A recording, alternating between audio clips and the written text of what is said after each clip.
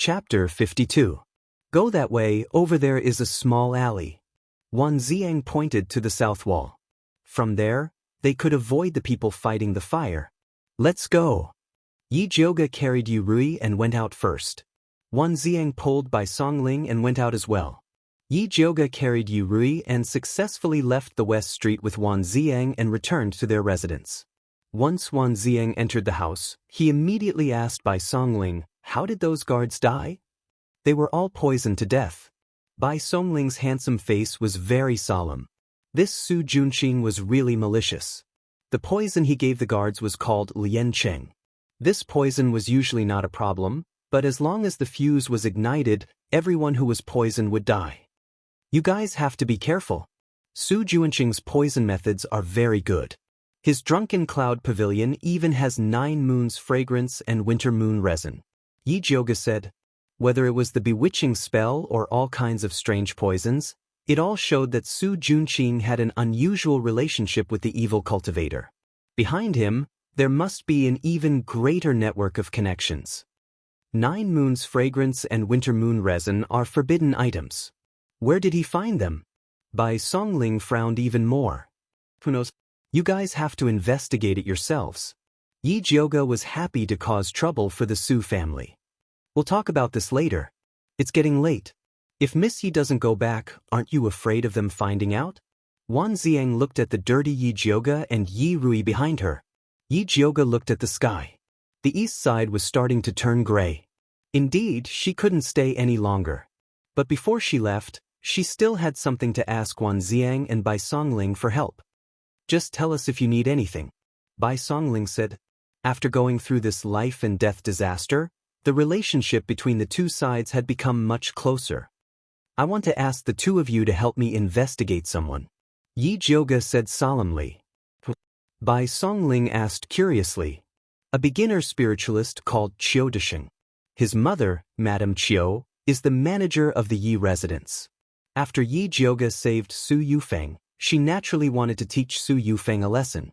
But to deal with Su Yufeng, she needed Madame Qiu's help, and Qiu Desheng was her lifeline. All right. Bai Songling nodded. The Ministry of Justice had a booklet that recorded spiritualists' information and addresses. Thank you. After Yi Jiuge nodded and expressed his thanks, he brought Yi Rui back to the Yi mansion. It was quiet in the Yi residence.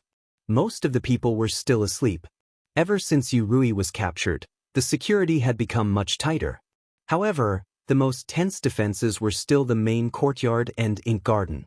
Yi Jiuge's autumn water garden was extremely lax. The little maids that Mother Qing brought back were all arranged in the side room, and they were not allowed to enter the courtyard without instructions. The courtyard had long been locked. Now, only Mother Qing was guarding Yi Jiuge's room. When she saw the filthy Yi Jiuge carrying Yi Rui in, she quickly asked, "What happened to fourth miss?" "It's nothing. Fourth younger sister is just under the effects of bewitching powder.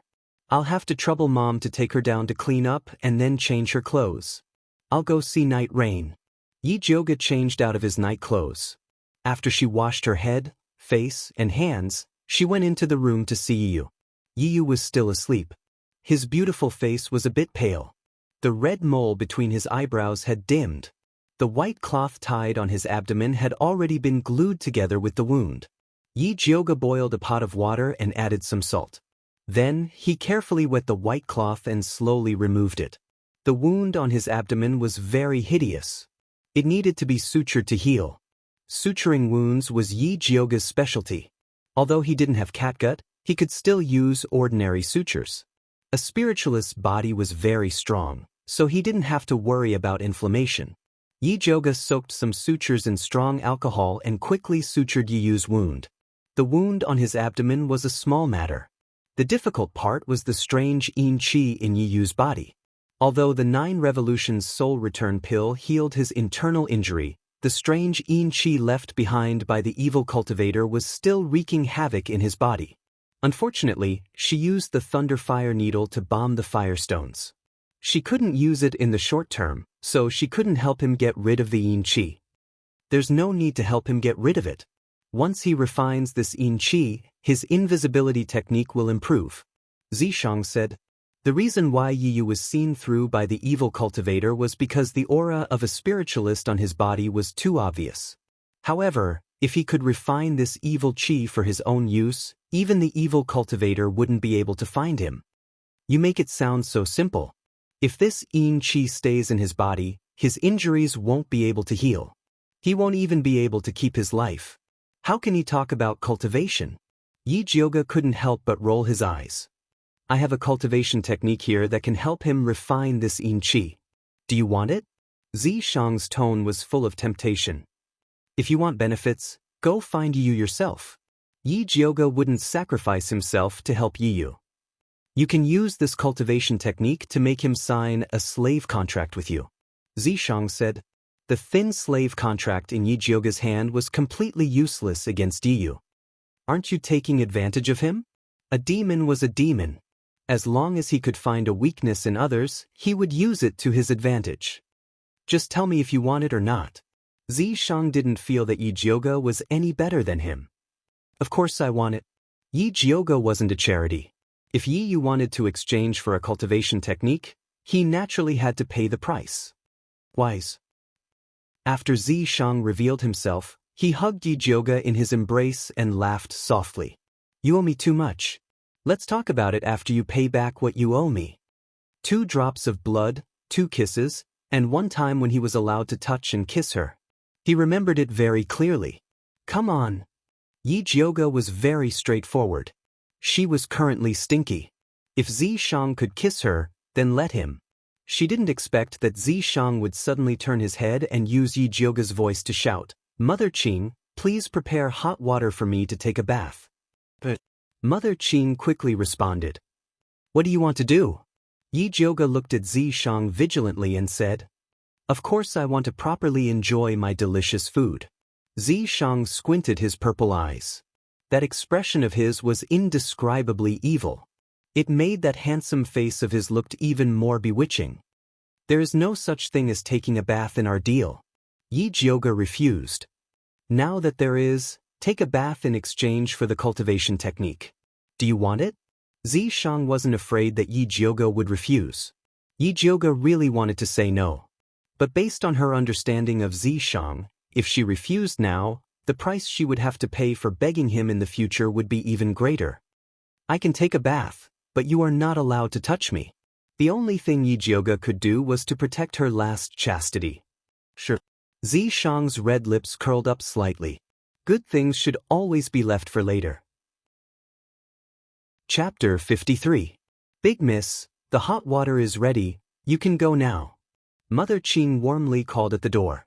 When she was boiling water for Yi Rui, she guessed that Big Miss should also use hot water, so she also boiled it. Got it.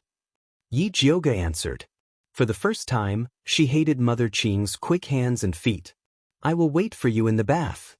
Zi Shang lowered his head and bit Yi Jioga's face, then disappeared. Yi Jioga sat in the same place for a moment and finally accepted her fate, took a new set of clothes and walked to the bathroom. The bathroom was filled with smoke. Zi Shang was lying comfortably in the bath, with his arms spread out, supporting the back.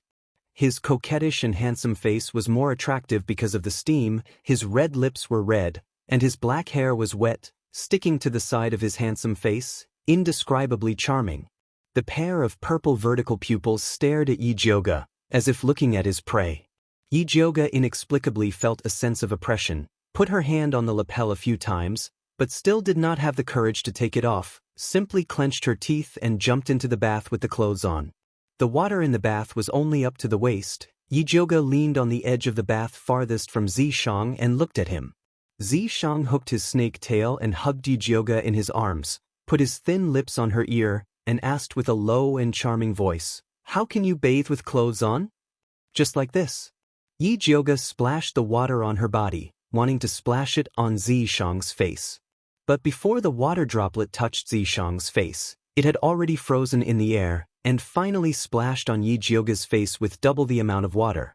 Voila! Yi Jioga was splashed with hot water all over her face, the wet dress tightly stuck to her body, and the little dowdu in front of her chest was stimulated by the hot water. What are you doing? Yi Jioga angrily wiped the hot water on her face. Helping you bathe. Zishang looked innocent. Go away, you don't need to be meddlesome. Yi Jioga was wet anyway, so she sat in the bath and splashed water. Zishang shamelessly leaned on Yi Jioga, squinted his eyes and smiled. Then shall we drink blood first or kiss first? Drink blood. Yi Jioga raised her middle finger. She had thought that drinking blood would be a simple task. Who would have thought that Zishang could make drinking blood so sensational? After putting Yi Jioga's finger in his mouth, he repeatedly rubbed her fingertip with his sharp teeth. That pair of dark purple eyes seemed to have grown hooks, as if they were going to hook her heart out. Yi Jioga's heart couldn't help but skip a few beats. In order to cover up her embarrassment, she deliberately scolded him in an angry voice. Drink, drink, don't dawdle. Understood. Zishang smiled charmingly, and his sharp teeth instantly pierced through the skin on her finger. Zishang's tongue was unbelievably soft. His slightly forked tongue licked her wounds back and forth, sometimes fast and sometimes slow, sometimes heavy and sometimes light. Yi Jioga felt that the water in the bath was really too hot. It was so hot that her mouth was dry and her lips were a little chapped. She desperately resisted the urge to run her tongue over her lips. He wanted to pull his finger back, but he found that his whole body was limp and he didn't have any strength left. Enough! Yi Jioga's voice became incomparably hoarse, with a pleading tone that she didn't even notice. Zishang finally let go of Yi Jioga's pitiful finger. His palm held her slender waist, tightly pressing her against his strong body. That unbelievably beautiful face with an enchanting smile slowly approached Yi Jioga. Yi Jioga could even smell the fragrance coming from Zishang's mouth and body. She knew how soft and flexible Zishang's tongue was. When he kissed you, it could completely pull out your soul. Just when Zishang's red lips were about to kiss Yi Jioga, a clamor suddenly came from outside. Open the door, open the door. Yi Jioga instantly woke up from the ambiguous atmosphere created by Zishang. Damn it! Zishang cursed in a low voice. It was so hard to get intimate, but someone actually came to ruin it. He really wanted to kill everyone in the Yi mansion. What should he do? Zishang suppressed his bloodthirsty thoughts, and his figure flashed back to the mark on Yi Jioga's hand. At this time, Mother Qing's anxious voice came from outside the bath. Eldest Miss, Madam and Second Miss brought a group of people over, saying that they want something from you. Got it. Yi Jioga splashed water on her face, and after she sobered up, she got out of the bath. After she put on her clothes and walked out of the bathroom, she asked Mother Qing in a low voice, Where are Yi Yu and fourth sister? This old servant has already hidden them. Ever since Yi Jioga bought Yi Yu back, Mother Qing had been thinking about how to help eldest Miss hide her wild man every day. Later, she came up with the idea of making a few secret cabinets in her room. If someone really came to catch them in the act, she would hide Yi Yu in the secret cabinet, and when the time came, she would say that she found him to relieve her boredom. Now that those secret cabinets were finally put to use, they were just right to hide Yi Yu and Yi Rui. Yi Jioga nodded, and then led Mother Qing to open the door to the courtyard. They saw Su Yufeng and Yi Shanshan standing outside the courtyard with a group of servant women. What is the meaning of this, Madam and Second Sister? Yi Jioga raised her eyebrows and glanced at the mother and daughter with an unfriendly expression. Yi Jioga, let me ask you, where did you put His Highness the Crown Prince's jade pendant? Yi Shanshan's eyes widened, and she pointed at Yi Jioga and scolded. What jade pendant? How come I don't know what you're talking about? Yi Jioga frowned, and his acting was very good. You still have the face to quibble? After the Crown Prince met you today, the jade pendant that he always carried with him disappeared, and you still dare to say that you didn't take it? Yi Shanshan acted as if she had seen Yi Jioga steal the jade pendant with her own eyes. Yi Shanshan, you need evidence to speak. If you dare to falsely accuse me again, do you believe that I won't slap you? Yi Jioga raised his hand and waved at Yi Shanshan. The Crown Prince took so long to question her, which meant that he didn't discover the jade pendant was missing on the spot, and shouldn't suspect her. Moreover, she had purposely wiped the 1,000 miles fragrance that the Crown Prince left on the jade pendant on Yi Shanshan's dress. If the Crown Prince wanted to suspect someone, he should suspect Yi Shanshan. When Yi Shanshan saw that Yi Jioge was angry, she couldn't help but shrink behind Su Yufeng. Just now, the crown prince suddenly sent someone to find her, and specifically asked if she had seen the dragon and phoenix jade pendant that she always carried with her. She saw that the crown prince attached great importance to the jade pendant, so she wanted to blame this matter on Yi Jioge. Jioge, His Highness the crown prince's jade pendant is priceless, and suddenly losing it is not a small matter. You should carefully think about it. Let me ask you, after you came back today, where did you go? Su Yufeng said without batting an eyelid. She didn't come for the crown prince's jade pendant, but because the Su family suddenly sent news that the place where Yi Rui was being held had caught fire, and that Yi Rui had been rescued. The first thing Su Yufeng thought of was Yi Jioge, so she hurried over to see what Yi Jioge had to say. Chapter 54. Madam's words are truly ridiculous. It's so late at night, I'm naturally sleeping in the courtyard. If you two mother and daughter have nothing better to do, then come here to slander me, you better give up on this idea. Yi Jioge coldly said. Who's slandering you? Yi Shanshan unwillingly retorted, but when she saw Yi Jioge's raised palm, she didn't dare to make a sound. Jioge, no matter what, since the crown prince has already ordered us to investigate, you should cooperate. Su Yufeng looked at the servant behind her and said, still not going in. I'll see who dares to come in. Yi Jioge took a step forward. Mother Qing stood behind her with a fierce look. The servant women suddenly didn't dare to move. The eldest Mrs. Cruelty was famous in the Yi mansion. Mother Zhang was only one step away from becoming a spirit practitioner, but her spirit root was crippled. Now, she was sent to Zhuangzi to be raised. They didn't think they were more powerful than Mother Zhang. It seems that no one listens to this madam's words. Su Yufeng narrowed her eyes and coldly looked at the servant women behind her. The servant women secretly complained in their hearts. Madam is not easy to deal with. If you don't go in, then I'll sell you all.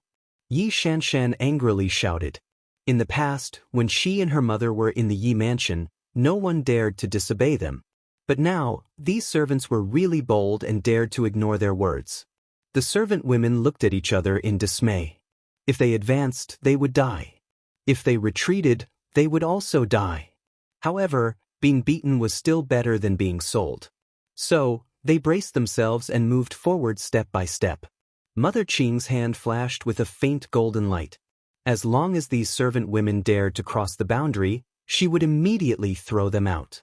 At this time, Yi Yuxuan's voice came from afar. It's so late, what are you guys doing?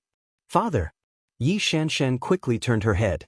She saw Yi Yuxuan hurriedly walking over, followed by Mother Gan and the servant women from the torture room, as well as Songbai and several guards. Yi Jioge's eyebrows jumped. Needless to say, this Yi Yuxuan must be the helper that Su Yufeng and her mother invited. However, she already placed the crown prince's jade pendant in the secret cabinet of Yi Yuxuan's alchemy room. How could he still be so calm? Could it be that he still hasn't discovered that those pills are missing? The gears in Yi Jioge's mind spun rapidly. Today's farce was an opportunity. She could take advantage of the opportunity to blame Yi Shanshan and the crown prince for the missing pills. At this moment, Yi Yuxuan had already walked in front of Yi Jioge.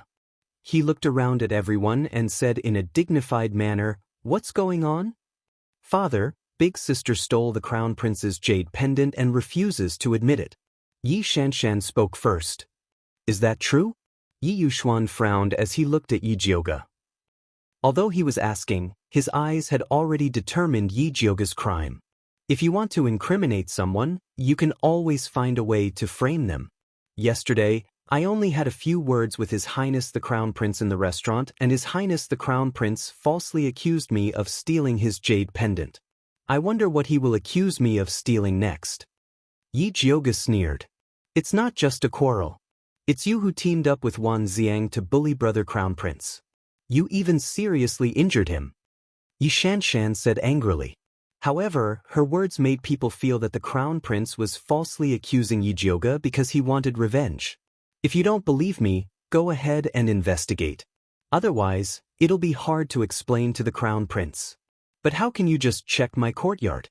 You have to check the entire Yi mansion.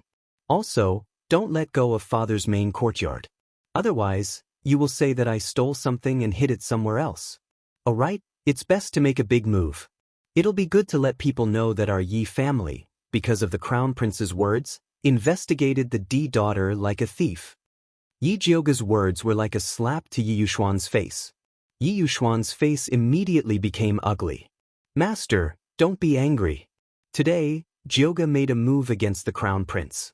The crown prince is lying in bed and can't get up. The empress is very angry. We are only doing this to appease the empress and his highness the crown prince. Su Yufeng softly advised. She didn't put the crown prince's jade pendant in her heart. She just wanted to take the opportunity to check Yi Jioga's room. The crown prince didn't dare tell others that there was a treasure map in the jade pendant. No wonder no one took the jade pendant seriously. After hesitating for a moment, Yi Yuxuan said, "Then let's check. Mother Gan, bring some people with you." "Yes." Mother Gan hurriedly nodded. "These servants are clumsy. I'll do it myself." After Su Yufeng finished speaking, she brought the servants to Yi Jioga's room. Yi Jioga hurriedly followed. Mother Gan and the others could only search other rooms. Only then did Mother Qing let out a sigh of relief and followed Mother Gan. Su Yufeng carefully searched Yi Jioga's room. She wanted to find traces of Yi Rui. In fact, she knew that Yi Jioga wouldn't bring her back. It's most likely that she stayed outside. She just wanted to make sure that Yi Jioga didn't leave tonight. Su Yufeng reached out her hand and touched Yi Jioga's bedding. It was cold. It looked like it had just been changed. She asked with a smile that wasn't a smile. "Jioga, why do you need to change your bedding after waking up? How do you know that my bedding was just changed? Did you see it?" Yi Jioga coldly retorted. Su Yufeng still wanted to say something. However, she was interrupted by Yi Yuxuan impatiently. "If you've seen it, then hurry up and leave." Could it be that he really wanted to find something? Their Yi family can't afford to lose face. Yes. Su Yufeng was sure that Yi Jioga must have gone out tonight. She was not in the mood to continue to stay in Yi Jioga's room. Although she didn't show up when she kidnapped Yi Rui, she still had to find a way to cover up the previous evidence. After Yi Shanshan followed Su Yufeng out of Yi Jioga's room, she said unconvinced, "Mom, the other rooms haven't been searched yet." "Then you go and search." Su Yufeng said absent-mindedly. Yi Shanshan took her people to Mother Qing's room. Yi Jioga and Mother Qing's hearts were in their throats. They wanted to refuse, but they were afraid of arousing suspicion. So, they could only calm down and follow her. Yi Shanshan just wanted to vent. She randomly knocked in Mother Qing's room. Gradually, she walked to the place where Mother Qing set the secret cabinet. Mother Qing's hand trembled. She wanted to rush to stop them. However, she was stopped by Yi Jioga. It was too late to stop them. Yi Shanshan also studied the secret cabinet. She immediately found something unusual behind the wooden wardrobe. She was shocked. She immediately pointed to the wardrobe and shouted excitedly, "Oh, so it was hidden here." Chapter 55. When Yi Yuxuan and Su Yufeng heard Yi Shanshan's words, they looked at Mother Qing. "Mother Qing, what are you trying to do by making a secret cabinet in your room?" Su Yufeng narrowed her eyes and her well-maintained face showed a touch of ruthlessness. Mother Qing was Yi Jioga's right-hand man. If she could take the opportunity to get rid of her, it would be good. Mother Qing's legs were a little weak. In this situation, even if she said that Yi Yu was her lover, no one would believe her. And the fourth miss, Madam has been falsely accusing Madam Wu of selling her. If she found out that she was in her room, who knows what kind of dirty water she would pour on the eldest miss. Although Yi Jioga's expression didn't change, he was quickly thinking about how to help Yi Yu and Yi Rui. How about saying that Yi Yu was a spirit practitioner that he invited to help find Yi Rui? "Jioga, what's going on?" Yi Yuxuan faked a cough as if to give Yi Jioga a chance to defend himself. Before Yi Jioga could speak, Yi Shanshan already said, "Father, of course, Big Sister asked Mother Qing to make a secret cabinet to store some shameful things." Yi Shanshan finally caught Yi Jioga's sore spot. She was so excited that her face turned red. She immediately ordered Ji Hua, "Smash it for me." Ji Hua immediately led a group of servant women to open Mother Qing's wardrobe. Behind the wardrobe were two separate secret cabinets. At this moment, Yi Yu and Yi Rui were nowhere to be found. Mother Qing's eyes suddenly lit up. She quickly knelt down and hurriedly said, "Master, please understand. In fact, this hidden cabinet was ordered by this old servant by the madam. She was afraid that she wouldn't be able to protect the eldest miss after her death, so she wanted this old servant to help the eldest miss hide some of her belongings so that they wouldn't be taken away by others.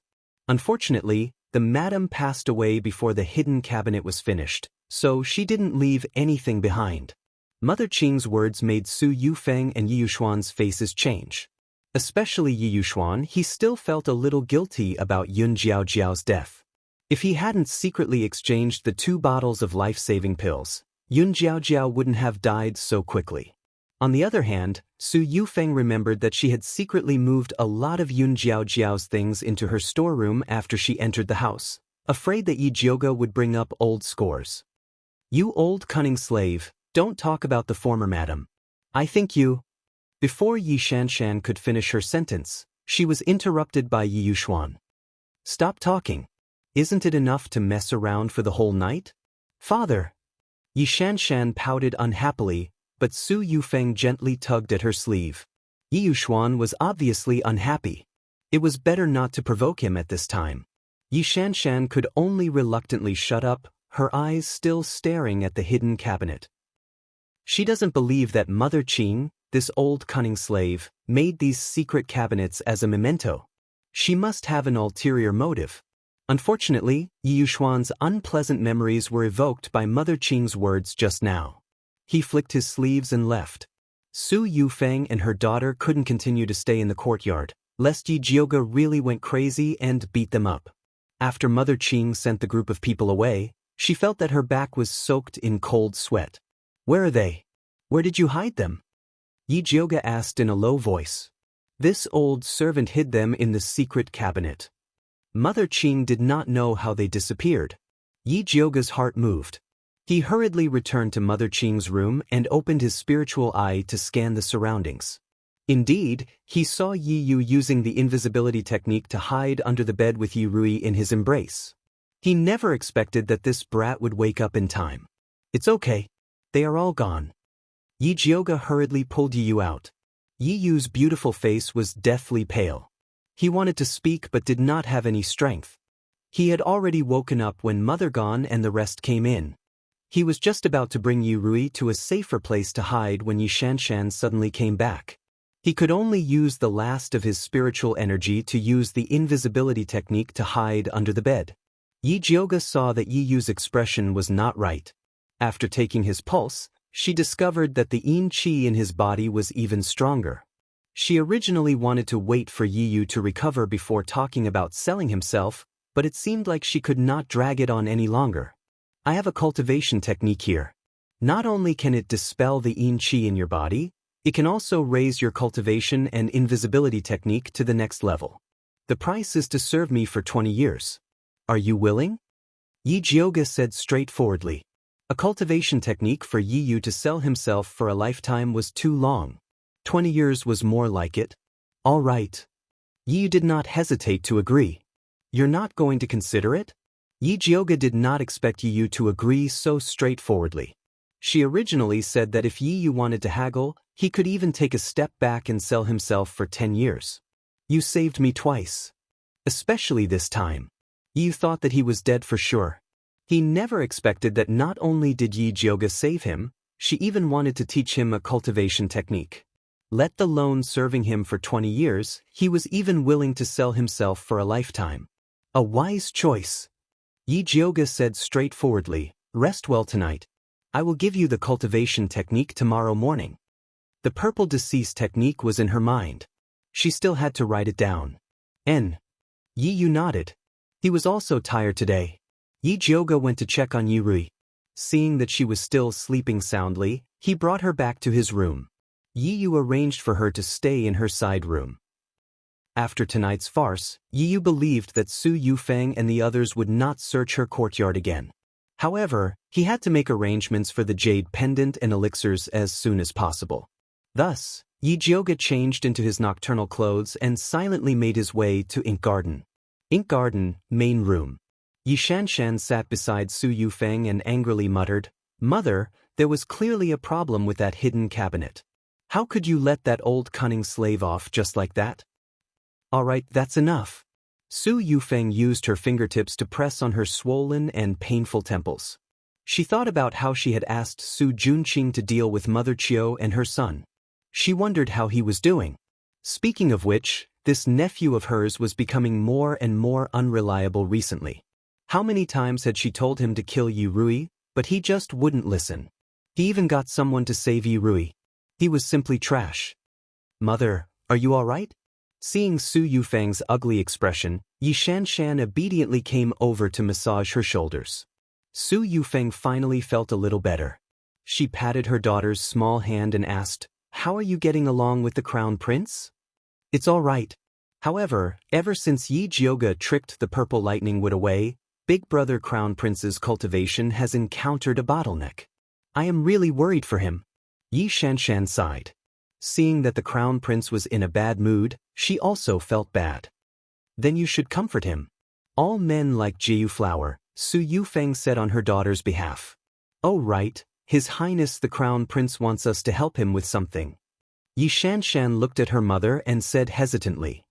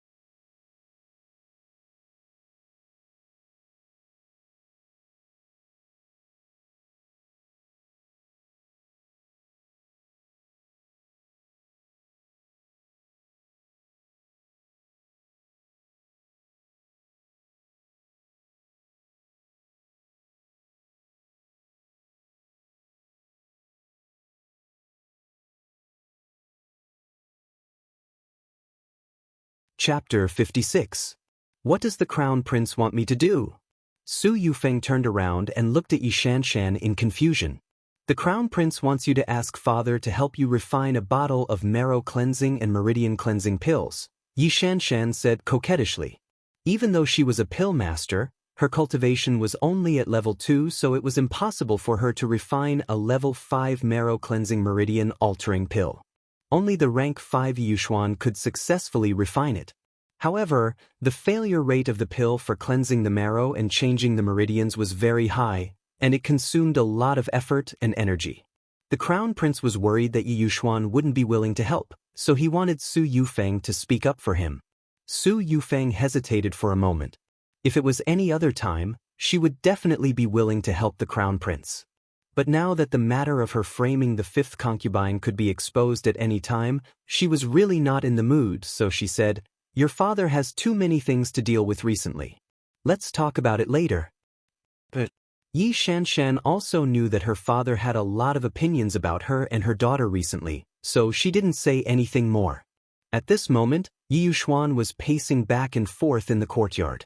Just now, Mother Qing's words reminded him of the time when he secretly exchanged Yun Jiaojiao's pills.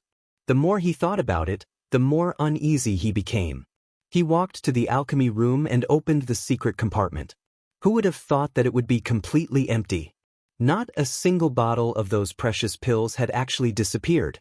In the cabinet in the secret compartment, there was only a jade pendant with a dragon and phoenix engraved on it. Yi Yushuan nothing more than to immediately the jade pendant as the one the Crown Prince carried with him. The Crown Prince had already spread the word that his jade pendant had gone missing. No wonder Su Yufeng and her mother went to investigate Yi Jioga's courtyard with great fanfare. He might even be bitten by the Crown Prince. It turned out that they wanted to frame Yi Yushuan was wavering between calmness and anger, hinted to him more than once that he wanted a bottle of marrow and body cleansing pill. "Master, Mother Chiu said that she has an urgent matter to see you about. The marrow washing meridian changing in the outer hall had an auxiliary effect when advancing, put away the dragon especially when refined by Yun Tian with a dark expression. The effect was even better. When he saw Chiu Mama, he was reluctant to use it and be surprised. So how could he give it to the crown prince, who was usually neat and tidy? It was no wonder that the crown prince had come to plead for Su Yufeng and even invited him to the Gong family to refine pills. Master, it turned out that the crown prince had been eyeing pills for a long time. When Mother Chiu saw Yi Yuxuan, the most hateful people were Su Yufeng and her daughter. They actually helped the crown prince to steal his pills and wanted to frame Yi Yuxuan said with a frown. Although he hated Yi Zhouge, master, he was not stupid enough to fall for it. In order to deal with fiercely clenched, she actually let the Su family injure this old servant's son, forcing this old servant to help her frame fifth Yinyang. Mother Chiu cried. Yi Yuxuan was originally angry because of the pill, but after hearing Mother Chiu's words, he became even angrier. He angrily shouted, "Why didn't you say anything before?" This old servant was afraid that Madam would harm this old servant's son, so I didn't dare say anything. Mother Chiu cried until she was out of breath. Damned servant! Yi Yuxuan kicked Mother Chiu. Mother Chiu immediately rolled towards the door like a gourd and fiercely spat out a mouthful of blood. She propped herself up and while spitting out blood, she cried out, "Master, Madam has the ambition of a wolf." She also let the Su family kidnap fourth Miss and sell her to the black market. She also let this old servant bury 1,000 silver taels and fourth Miss's contract in fifth Yinyang's courtyard. This old servant couldn't bear to harm fifth Yinyang again, so this old servant exchanged the silver for stones. Yi Yuxuan trembled with anger. No wonder Su Yufeng and her daughter wanted to help the crown prince steal the pill. It turned out that they wanted him to help harm fifth Yinyang. This was simply going too far. Yi Yuxuan was furious and vented his anger on Mother Chiu. Just as he was about to step forward and kick Mother Chiu again, he found that her head tilted to the side and she was no longer breathing. Yi Yuxuan was shocked and quickly went forward to take Mother Chiu's pulse. He found that she had already died from the poison. This was a familiar scene. Didn't Chen Fuan, who had an affair with fifth Yinyang, die like this? Su Yufeng. Yi Yuxuan clenched his teeth and hated her to the bone. If Su Yufeng only dealt with fifth Yinyang and her daughter, he wouldn't hate her to this extent. But she actually dared to help the crown prince steal the pill. This touched his reverse scale. If he didn't ruthlessly deal with Su Yufeng, that bitch would really ride on his head. In Purple Forest Park, Yi Zhouge had just changed out of his night clothes when Mother Qing came in with a happy face and said, "Eldest Miss, I heard that the master angrily brought people to Ink Garden." So fast? Yi Zhouge raised his eyebrows in surprise. She had just set up a trap in Ink Garden and hadn't had time to invite Yi Yuxuan into the trap. Why did he run over by himself? I heard that before Mother Chiu died, she complained to the master. Mother Qing said in a low voice. Before death, Mother Chiu died? Yi Zhouge was shocked. Yes, I heard that she died from poisoning. But this old servant doesn't know the specific situation. I only heard that the master was so angry that he immediately brought Mother Gan and the torture room people to Ink Garden. Let's go and see. Yi Zhouge quickly went out with Mother Qing. At this time, the sky was already bright. The servants in the sprinkler room were cleaning the various courtyards. From time to time, they would gather together and whisper. When they saw Yi Zhouge come over, they immediately stopped talking and saluted. When Yi Zhouge saw the expressions of these people, he knew that they were talking. But it was no wonder because the commotion last night was too big. First, Su Yufeng and Yi Shanshan brought people to her courtyard to fight and kill. Now, it was Yi Yuxuan who aggressively rushed to Su Yufeng's courtyard. It was simply a twists and turns. Yi Zhouge also met 7th Yinyang at the entrance of Ink Garden. "Eldest Miss, good morning." 7th Yinyang's hair was combed into a bun and there was a beaded hairpin on her head. She was wearing a green dress with 100 flowers and was as beautiful as a blooming flower on the shore. Ever since Madam and 5th Yinyang fought, 7th Yinyang had been living a comfortable life. The power of managing the household had been firmly grasped in her hands. Su Yufeng probably wanted to put 7th Yinyang in the back to deal with her, so she hadn't touched her. 7th Yinyang was usually very careful and never got close to Su Yufeng. Today, she actually came to Ink Garden. It seemed that she already knew about Mother Chiu's matter. Being so well informed, it seemed that this woman was not simple. Chapter 57. Eldest Miss, let's hurry in, lest we miss a good show. Seventh Inyang said with a smile, as if she was very familiar with Yi Jioga. Yi Jioga lightly nodded and took the lead to enter the ink garden. As soon as she entered the courtyard, she heard Yi Yuxuan's angry scolding, "Slut, you still dare to quibble at this point. Do you think that after poisoning Mother Chiu, no one will know of your evil deeds?" "Master, I definitely did not harm Fifth Inyang and Rui. It was Mother Chiu who slandered me," Su Yufeng cried with incomparable grievance. Not to mention that Mother Chiu was already dead. Even if she was still alive, she would not admit it. Seventh Inyang stood outside the room and covered her mouth as she laughed. She said to Yi Jioga in a low voice, "At this time, Madam is still so stubborn. Does she really think that our master is a fool?" Yi Jioga ignored Seventh Inyang. She secretly glanced at the courtyard and saw Songbai digging out a small box in the west corner. That was the place where she set up Su Yufeng. Songbai immediately brought the small box to Yi Yuxuan. Yi Yuxuan opened the box and saw that it was the jade bottle where he kept the 9 Revolutions soul return pill, but the pills inside were gone. "Slut, what else do you have to say?" Yi Yuxuan picked up a jade bottle and fiercely threw it at Su Yufeng's head. "Master, I have been wronged." Su Yufeng quickly lay down. The jade bottle flew over her head and smashed into the wall behind her, shattering it into pieces. Seeing that she dared to dodge, Yi Yuxuan went up to kick her. Su Yufeng's servant girl quickly stopped in front of Yi Yuxuan and begged, "Master, please calm down." Yi Yuxuan kicked the maids and old women, sending them rolling all over the place. Su Yufeng saw Yi Yuxuan's face full of killing intent, as if he wanted to beat her to death. She braced herself and shouted, "Yi Yuxuan, I am your wife, not your servant. If you want to kill me, you have to see if the Su family agrees." Good. Yi Yuxuan pointed at Su Yufeng and was so angry that his fingers were trembling. He fiercely scolded, "I won't kill you, but our Yi family can't tolerate an evil woman like you. Now scram to the Yi family's ancestral temple and reflect." Yi Yuxuan had basically banished Su Yufeng. Su Yufeng slowly stood up from the ground and her cold eyes swept over Yi Jioga and Seventh Mistress who were watching the show. Although she knew that Yi Jioga was a difficult character to deal with, she didn't expect that her carefully laid trap would be so easily broken by her. There was also Seventh Concubine, that bitch. She used to flatter her in every possible way, but now she dared to come and watch the show. She wouldn't let any of these people off. "Madam, please," Gon's mother said respectfully. Su Yufeng straightened her body and followed Gon Mama out. Ji Hua and the others were crying behind them. At this time, Yi Shanshan hurried over and immediately stopped Mother Gon. She scolded her angrily, "Bold slave, where do you want to take my mother?" Mother Gon bowed to Yi Shanshan and said in a neither servile nor overbearing manner, "Second Miss, the master ordered this old servant to send the madam to the ancestral temple to recuperate. Please don't stop her." "Mother, what's going on?" Yi Shanshan looked at her mother in disbelief. Why would father send mother to the ancestral temple to reflect on her mistakes? The ancestral temple was built on the outskirts. It was desolate everywhere. It was not a place for people to live. "I'm fine. I'm just going to the ancestral temple to recuperate for a few days." Su Yufeng shook her head at Yi Shanshan, telling her not to panic. Now that Yi Yuxuan was angry, it was useless for her to say anything. It was better to go to the ancestral temple to hide and wait for the Su family to get her out. "It must be you who harmed my mother." Yi Shanshan's fierce eyes fell on Yi Jioga. "Yi Shanshan, the order was given by father.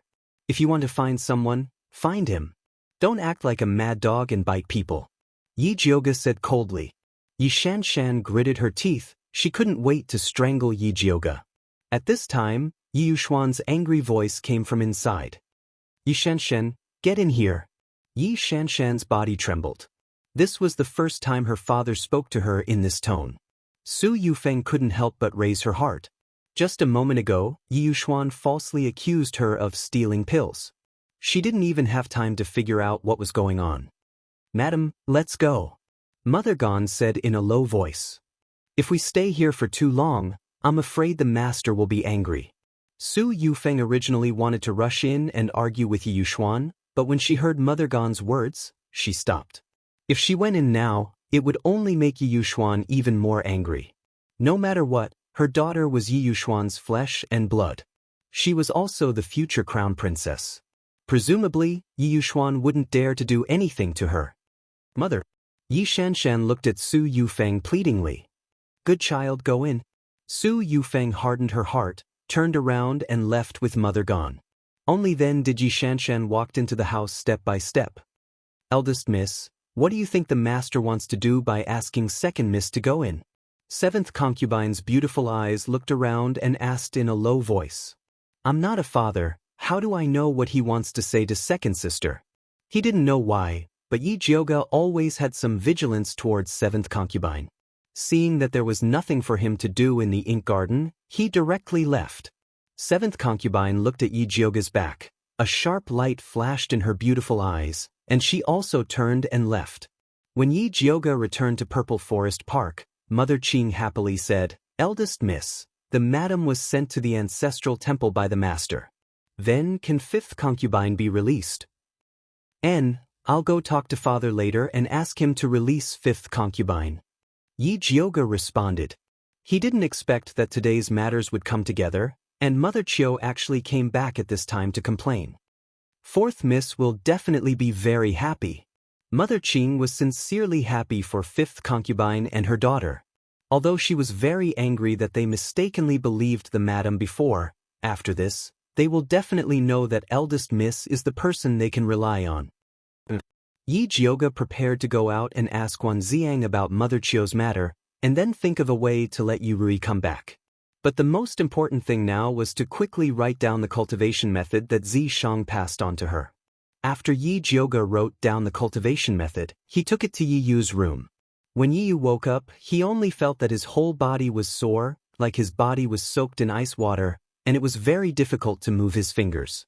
This feeling was really worse than death. If Yi Jioga didn't say that she had a way to solve it, he was afraid that he would have lost all hope. Yi Jioga saw that Yi Yu couldn't move forward, so she very naturally went forward to help him up, and then stuffed a big soft pillow behind him. Yi Yu smelled the fragrance of a young girl from Yi Jioga, and his somewhat pale face couldn't help but reveal a trace of red. He grew up in the valley, and other than his sister, he had never been so close to other women. Chapter 59. After comforting Yu Rui, Yi Jioga called Wan Ziang and Bai Songling in. Unexpectedly, Yi Rui immediately hid behind Yi Jioga in fear when she saw the two unfamiliar men. Although she wasn't violated in the cellar, she had seen many girls being tortured to death by evil cultivators. Her young heart had already developed a fear and disgust for men. Fourth sister, don't be afraid. This is Wan Ziang and Lord Bai Songling from the Ministry of Justice. They're both my friends, Yi Jioga quickly comforted Yu Rui. However, Yu Rui was still trembling. She didn't dare to raise her head and shrunk herself into a small shrimp. Wan Ziang seemed to have thought of something when he saw Yu Rui like this. His handsome and sculpted face revealed a pained and forbearing expression. Bai Songling seemed to understand Wan Ziang's feelings. He patted Wan Ziang's shoulder and said to Yi Jioga, Eldest miss, we'll go find Grandmaster Yi now and ask him to bring fourth Miss Yi back. Before that, you should spend some time with her. But Yi Jioga originally planned to leave Yu Rui with Wan Ziang and Bai Songling before going back. However, it seemed that he couldn't leave now. Eldest sister, if you have something to do, you can go back first. I can handle it alone. Yi Rui raised her head and said timidly. She didn't want to burden Yi Jioga, but her hands couldn't help but grip Yi Jioga's sleeves tightly. I have nothing to do when I go back. I'll stay here with you. If everything goes well, we can probably go back in the afternoon. Yi Jioga patted Yi Rui's hand. Yi Rui finally relaxed, but she still snuggled up to him. Bai Songling and Wan Ziang then went to find Yi Yuxuan. No one knew what they talked about, but Yi Yuxuan soon secretly brought people to bring Yi Rui back. When Yi Rui returned to the Yi mansion, the fifth aunt had already been released from the prison. She hugged her head and cried as soon as she saw her. After crying, the mother and daughter didn't return to Qiushui court. Instead, they returned to the shabby courtyard and prepared to close their doors. As Yi Rui's spiritual root was still there, no one dared to neglect the mother and daughter. Instead, they took the initiative to renovate the shabby courtyard they lived in. Yi Yuxuan even personally wrote a plaque for the courtyard. It was obvious that he hoped Yi Rui's daughter would become a talent. He originally planned to send a few maids from the main courtyard to serve Yi Rui, but the fifth aunt tactfully declined. After what happened with Qiu's mother, Yuxuan couldn't force them to accept her. Fifth concubine brought the two servant girls Qin Hu and Qin Lu back to Yao Guangyuan. From then on, they lived a life of not stepping out of the door. Jioga was practicing the Yi clan's unique secret code. After Yi Yu controlled the Yin Qi in his body, he taught Yi Jioga all of the Yi clan's secret codes. East Palace, Main Hall. The Crown Prince was wearing a luxurious scarlet brocade robe and sat on the seat of honor. He listened to a pretty palace maid report the situation of the visit to the Yi mansion. "Your Highness the Crown Prince, this servant is incompetent. I wasn't able to see second Miss Yi and even the things were returned by the Yi mansion." "Didn't you say that this prince wanted you to personally hand it to second Miss Yi?" The Crown Prince frowned and his face became incomparably gloomy. The pretty palace maid lowered her head even more and said in a low voice, "This servant has already reported it to Master Yi, but Master Yi refused to accept it. He also said, P." The Crown Prince heavily slammed the table and angrily shouted, "What else did he say?" The palace maid knelt down with a plop and trembled as she repeated what Yi Yuxuan said. "Master Yi said that men and women should not touch each other. Your Highness, please respect yourself." Damned old man. The Crown Prince was so angry that he trembled. It was clearly that old man who wanted to rope him in, which was why Yi Rui took the initiative to get close to him. Now, he made it sound like he was the one who took the initiative to provoke him. "Crown Prince, calm your anger." The pretty palace maid raised her fair and beautiful face. Her breasts were faintly discernible. Her eyes were bright and gentle like water, and her slender waist was as soft as a willow branch. The Crown Prince narrowed his long and narrow eyes, and the evil fire in his body rose together. He roughly pulled the palace maid up and pressed her onto the table. He covered her mouth with his left hand, tore her skirt, and directly went into battle with his spear, venting without restraint. Chapter 60.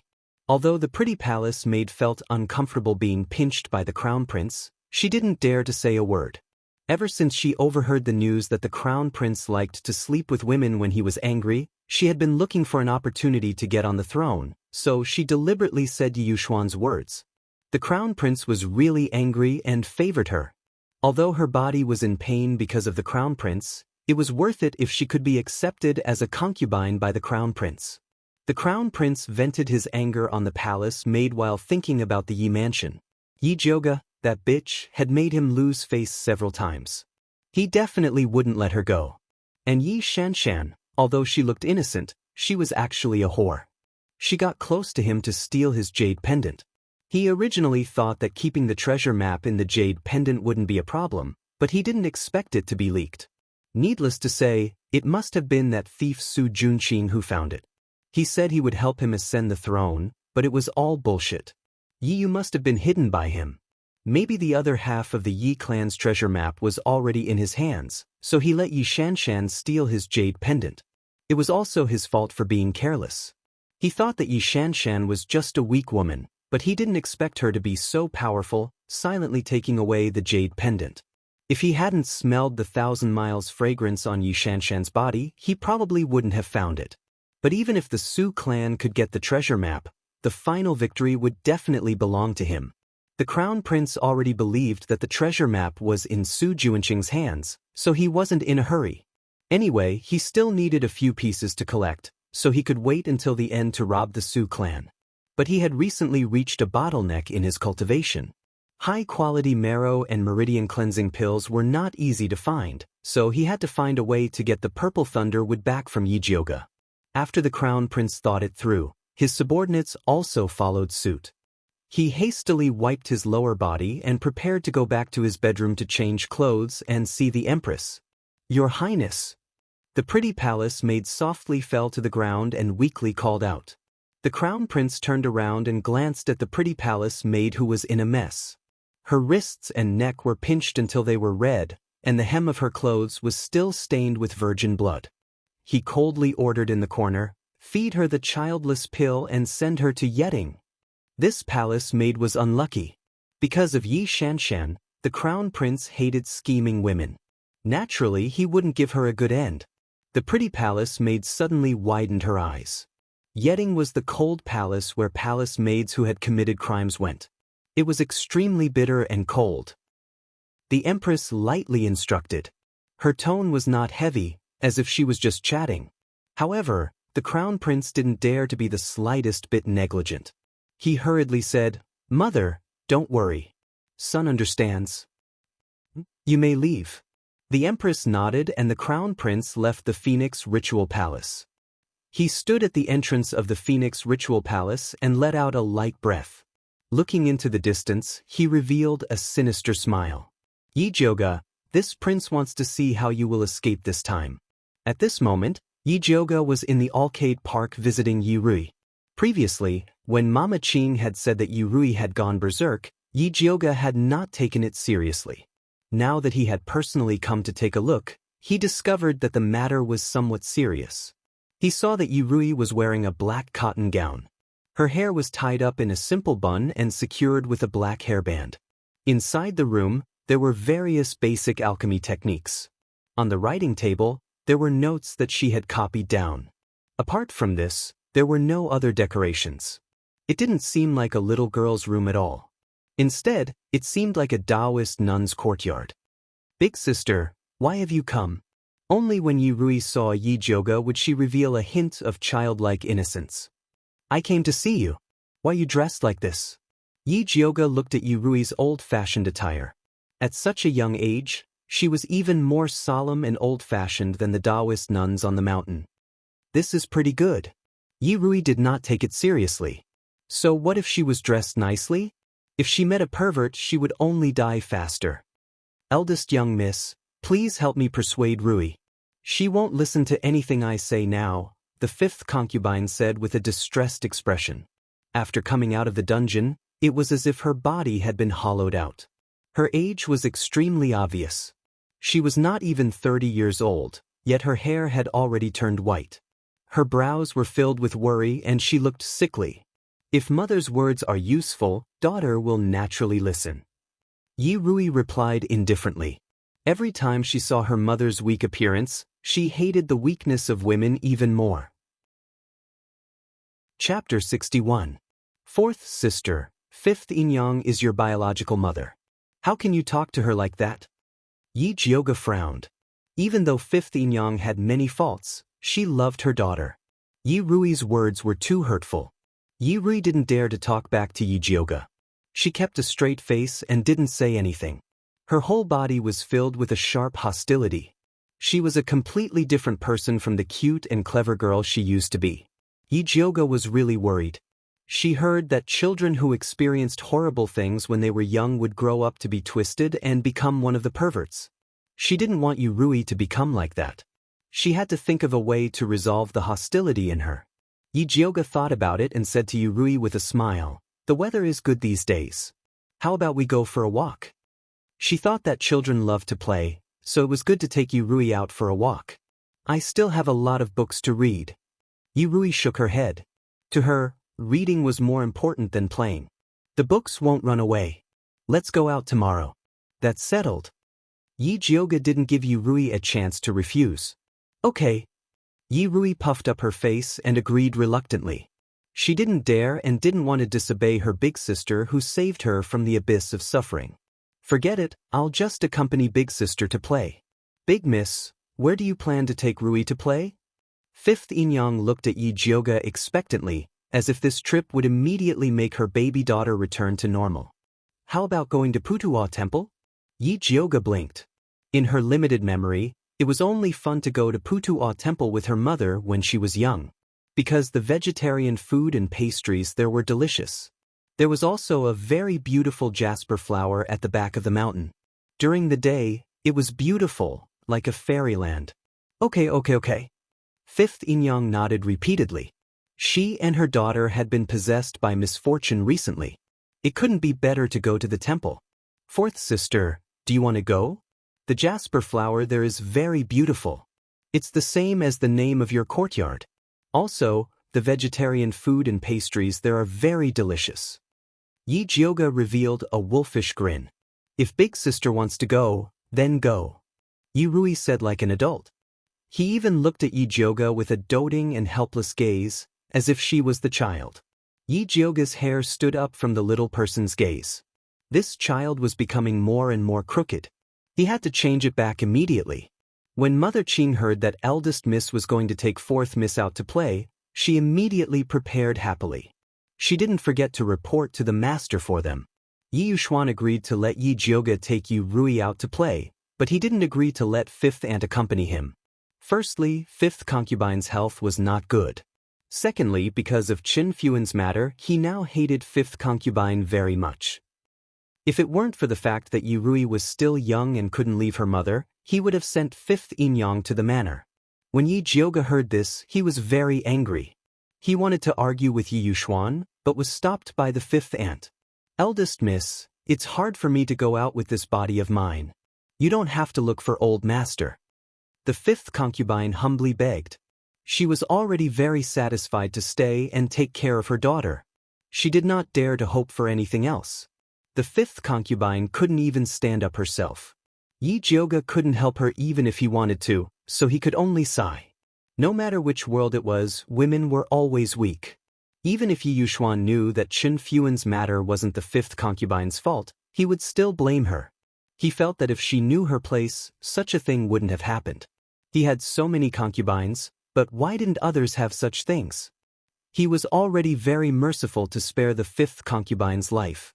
Yi Rui didn't know that so many things had happened before she went out. At this time, she was making a fuss about wearing men's clothes and going out. The fifth concubine had no choice but to ask Yi Jioga for advice. If she wants to wear it, then wear it. Yi Jioga knew that what happened in the basement had caused great harm to Yi Rui. She felt that being a woman was a kind of weakness, which was why she wanted to wear men's clothes. Forcefully refusing would only make her more rebellious. It was better to soothe her and let her feel better first. Therefore, Yi Jioga also dressed as a man that day. She first covered the black scar on her face and then wore an ice blue robe embroidered with bamboo leaves. Her black hair was neatly combed into a bun on top of her head and put on an exquisite white jade crown. She hadn't spread her body and her chest was very flat, so there was no need to bind her chest. She just needed to use ointment to cover her ear holes. Yi Jioga was originally a man, so when he went out dressed like this, he looked like a handsome young man. There was even a hint of carefree and unrestrained aura between his brows and lips. Big sister? Yi Rui blinked and looked at the handsome young man in front of her. She felt that he was more handsome than any man she had ever seen. What big sister? You should call me big brother, fourth brother. Yi Jioga flicked the little girl's forehead. Although Yi Rui was wearing a sapphire blue men's clothes, her lips were red and her teeth were white. She had a weak aura and was more feminine. Big brother. Yi Rui covered her forehead and revealed a bashful smile. She was originally worried that big sister would be angry if she wore men's clothes. She didn't expect that big sister would actually wear men's clothes and look very carefree and handsome. She really envied her. Let's go. Yi Jioga picked up Yi Rui and sat in the carriage. Big sister, since you have a way to cover the black scar on your face, why don't you get rid of it? Yi Rui asked curiously. She felt that if big sister got rid of the black scar, she would definitely look very beautiful. A person's value can't be measured by their appearance, Yi Jioga replied lazily. She felt that Zi Shang fancied her even though she was so ugly. If she was a little more beautiful, wouldn't she be heaven-defying? Is that so?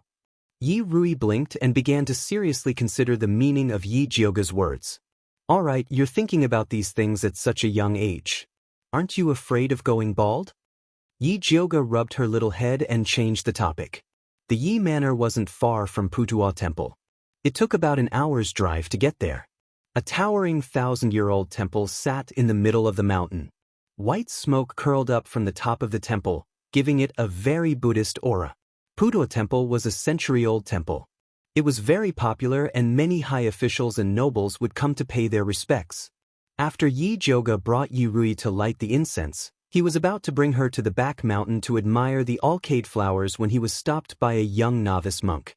"Benefactor, the alcade flowers in our back mountain aren't blooming today. We're just taking a walk outside. Please let us in." Yi Jioga remembered that the periphery of the alcade flowers in the back mountain was open to tourists. Only the inner mountain would be separated for the rich and powerful families to sightsee. This time, she was dressed as a man and brought Yi Rui out, so she didn't use the Yi Manor's name. She just wanted to take a walk outside. After all, she could see anywhere. "Amitba. The periphery of the back mountain isn't open today. Please forgive us, benefactor," the young novice monk said with his palms together. Yi Jioga looked at his expression and knew that the back mountain had been reserved by some rich and powerful family. He didn't know which hedonistic son of a rich family had come to reserve the mountain. The back mountain was so big. How many eyes did you have? Can you see it all? Chapter 62. Although Yi Jioga was dissatisfied, he wouldn't vent his anger on a young novice monk, so he nodded to show that he understood. "Big brother, since we can't see the alcade flower, let's go back," Yi Rui said sensibly.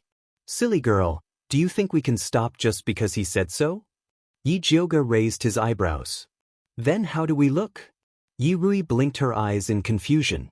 "Let's look like this." Yi Jioga carried Yi Rui and quietly avoided the reception monk and walked towards the back of the mountain. From afar, he could see many guards patrolling at the foot of the mountain. However, they couldn't look after such a large mountain, so Yi Jioga smoothly slipped in with Yi Rui. "Big sister, this isn't good." Yi Rui was excited and worried. "What are you afraid of? We're just here to admire the flowers, not to kill people and burn them down," Yi Jioga said indifferently. Even if they did, she wasn't afraid. Yi Rui was a little worried at first, but she was soon mesmerized by the beautiful scenery in front of her. The branches of the alcade flower were milky white, and there were small white flowers blooming on it. Under the sunlight, they shone with an enchanting light. Yi Jioga gently shook the branches, and the petals on the tree danced like a dream. Yi Rui couldn't help but let out a cheerful cry. Before she finished laughing, a fierce shout came from the depths of the peach forest. "Who's there?" Yi Jioga turned her head and saw a man wearing a red guard uniform with a murderous look on his face walking towards them with a group of guards. Yi Rui's face instantly turned pale, and she hid behind Yi Jioga like a frightened rabbit, trembling. "Why are you so loud? Can't you see that my little brother is scared?" Yi Jioga glared at the guard, then patted Yi Rui's head and said, "Don't be afraid, big brother is here." "Didn't you hear the reception monk say that no one is allowed in the back of the mountain today? Hurry up and leave." The guards saw that Yi Jioga was just a youth and he was bringing along a fart-sized child, so his tone softened a little, but his attitude was still very tough. "This back of the mountain doesn't belong to the Dongfang, so why can't we enter just because you say so?" Yi Jioga narrowed his eyes, and his face was filled with arrogance and disdain. Only the princes and grandsons could have such a bodyguard by their side. "How dare you?" The guard didn't expect this young man to be so arrogant, daring to call the current emperor by his surname. "It's okay. I'm just a little older than you." Yi Jioga smiled lazily. She wasn't even afraid of the crown prince, so how could she be afraid of the other princes?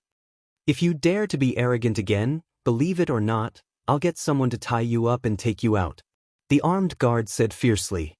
If possible, he hoped that Yi Jioga could leave on his own. Because based on the conversation just now, he could already confirm that this youth was definitely from an aristocratic family. This thought showed that powerful aristocratic families were not to be trifled with. Even the royal family did not dare to rashly shake them. "If you have the ability, go ahead and tie him up." Yi Jioga didn't mean to get angry with the guard. However, she had brought Yi Rui out today to prove to her that pretending to be ugly was not the solution. As long as their fists were strong enough, even a woman could stand tall and trample on a man. Then don't blame us for being impolite. The armed guards were responsible for guarding the peach blossom forest and not allowing anyone to enter. Even if the young man in front of him was the son of an aristocratic family, He had no choice but to bite the bullet. Fourth brother, stand further away. Be careful not to get hurt. Yi Jioga ignored the guards who were gradually surrounding them. After asking Yi Rui to stand further away, she began to count on her fingers, preparing to go all out. Just as the atmosphere was about to explode, a cold voice came from the depths of the peach blossom forest. Lei Peng, come back. The armed guard immediately sheathed his blade and quickly retreated with his men. Not long after, he pushed a man dressed in a black robe out. In an instant, the entire twilight flower forest lost its luster. The man's skin was as white as a 1,000-year-old snow mountain, and his features were extremely exquisite and beautiful. His ink-black eyes were clearly black and white, but there was a hint of melancholy in them. His pupils were as black as a bottomless abyss, as if no one could walk into the depths of his heart. His back was straight, and his slender figure, like a white poplar tree, contained an immense amount of tenacious strength. Although he was sitting in a wheelchair, his aura was still extremely cold, and no one dared to look at him directly. Yi Jioga did not expect that the person who reserved the back mountain was the famous prince of Dongling. Dongfang, Quebec. Dongfang K's birth mother was the emperor's most beloved imperial concubine, Bai Linglong. The Bai family was a military family, and had guarded the Dongling against the demon race for generations. The emperor thought highly of the Bai family. Although the empress had given birth to a son, Dongfang Jianming, she could only avoid the imperial concubine's sharpness. This was because Bai Linglong's son, Dongfang K, was simply too outstanding. At the age of 3, he successfully tempered his body and became a martial practitioner at the age of 7. At the age of 20, he had already become an advanced martial practitioner and was only a step away from becoming a martial master. Not only that, he had also inherited the Bai family's military talent and was well-versed in the art of war from a young age. He was known as a genius in the Thunder Country and was the undisputed successor of the country. Unfortunately, the world was unpredictable, and Bai Linglong suddenly passed away when Dongfang K was 12. Dongfang K was inconsolable and asked to go to his maternal grandfather's house to train. He was a godly commander and defeated the demon race's attacks several times. It was a pity that the heavens were jealous of his talent, and he was assassinated by the demon race in a battle. From then on, he was unable to walk and lost the qualifications to fight for the throne.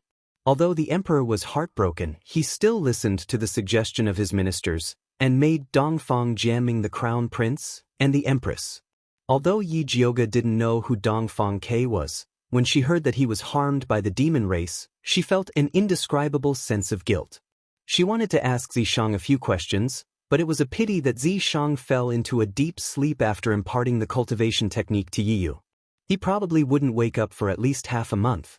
Young Lady Yi, this prince's subordinate was rude to you. I hope you don't mind. Dongfang K's voice was very pleasant to the ear, and it was gentle and cold, completely different from his gloomy eyes. How did you recognize me? Yi Jioga was a little surprised. Although he didn't intentionally disguise himself, even acquaintances wouldn't be able to recognize him at a glance. Dongfang K smiled, and his handsome face was as indifferent as a chrysanthemum, giving off a natural fragrance. However, he didn't answer Yi Jioga's question, and only said indifferently, "This prince only came to take a look at the alcade flower on a whim, but I didn't think that I would disturb everyone's interest. I've truly sinned. Since that's the case, I won't disturb young Lady Yi any further. Farewell." After saying that, he turned his wheelchair and left.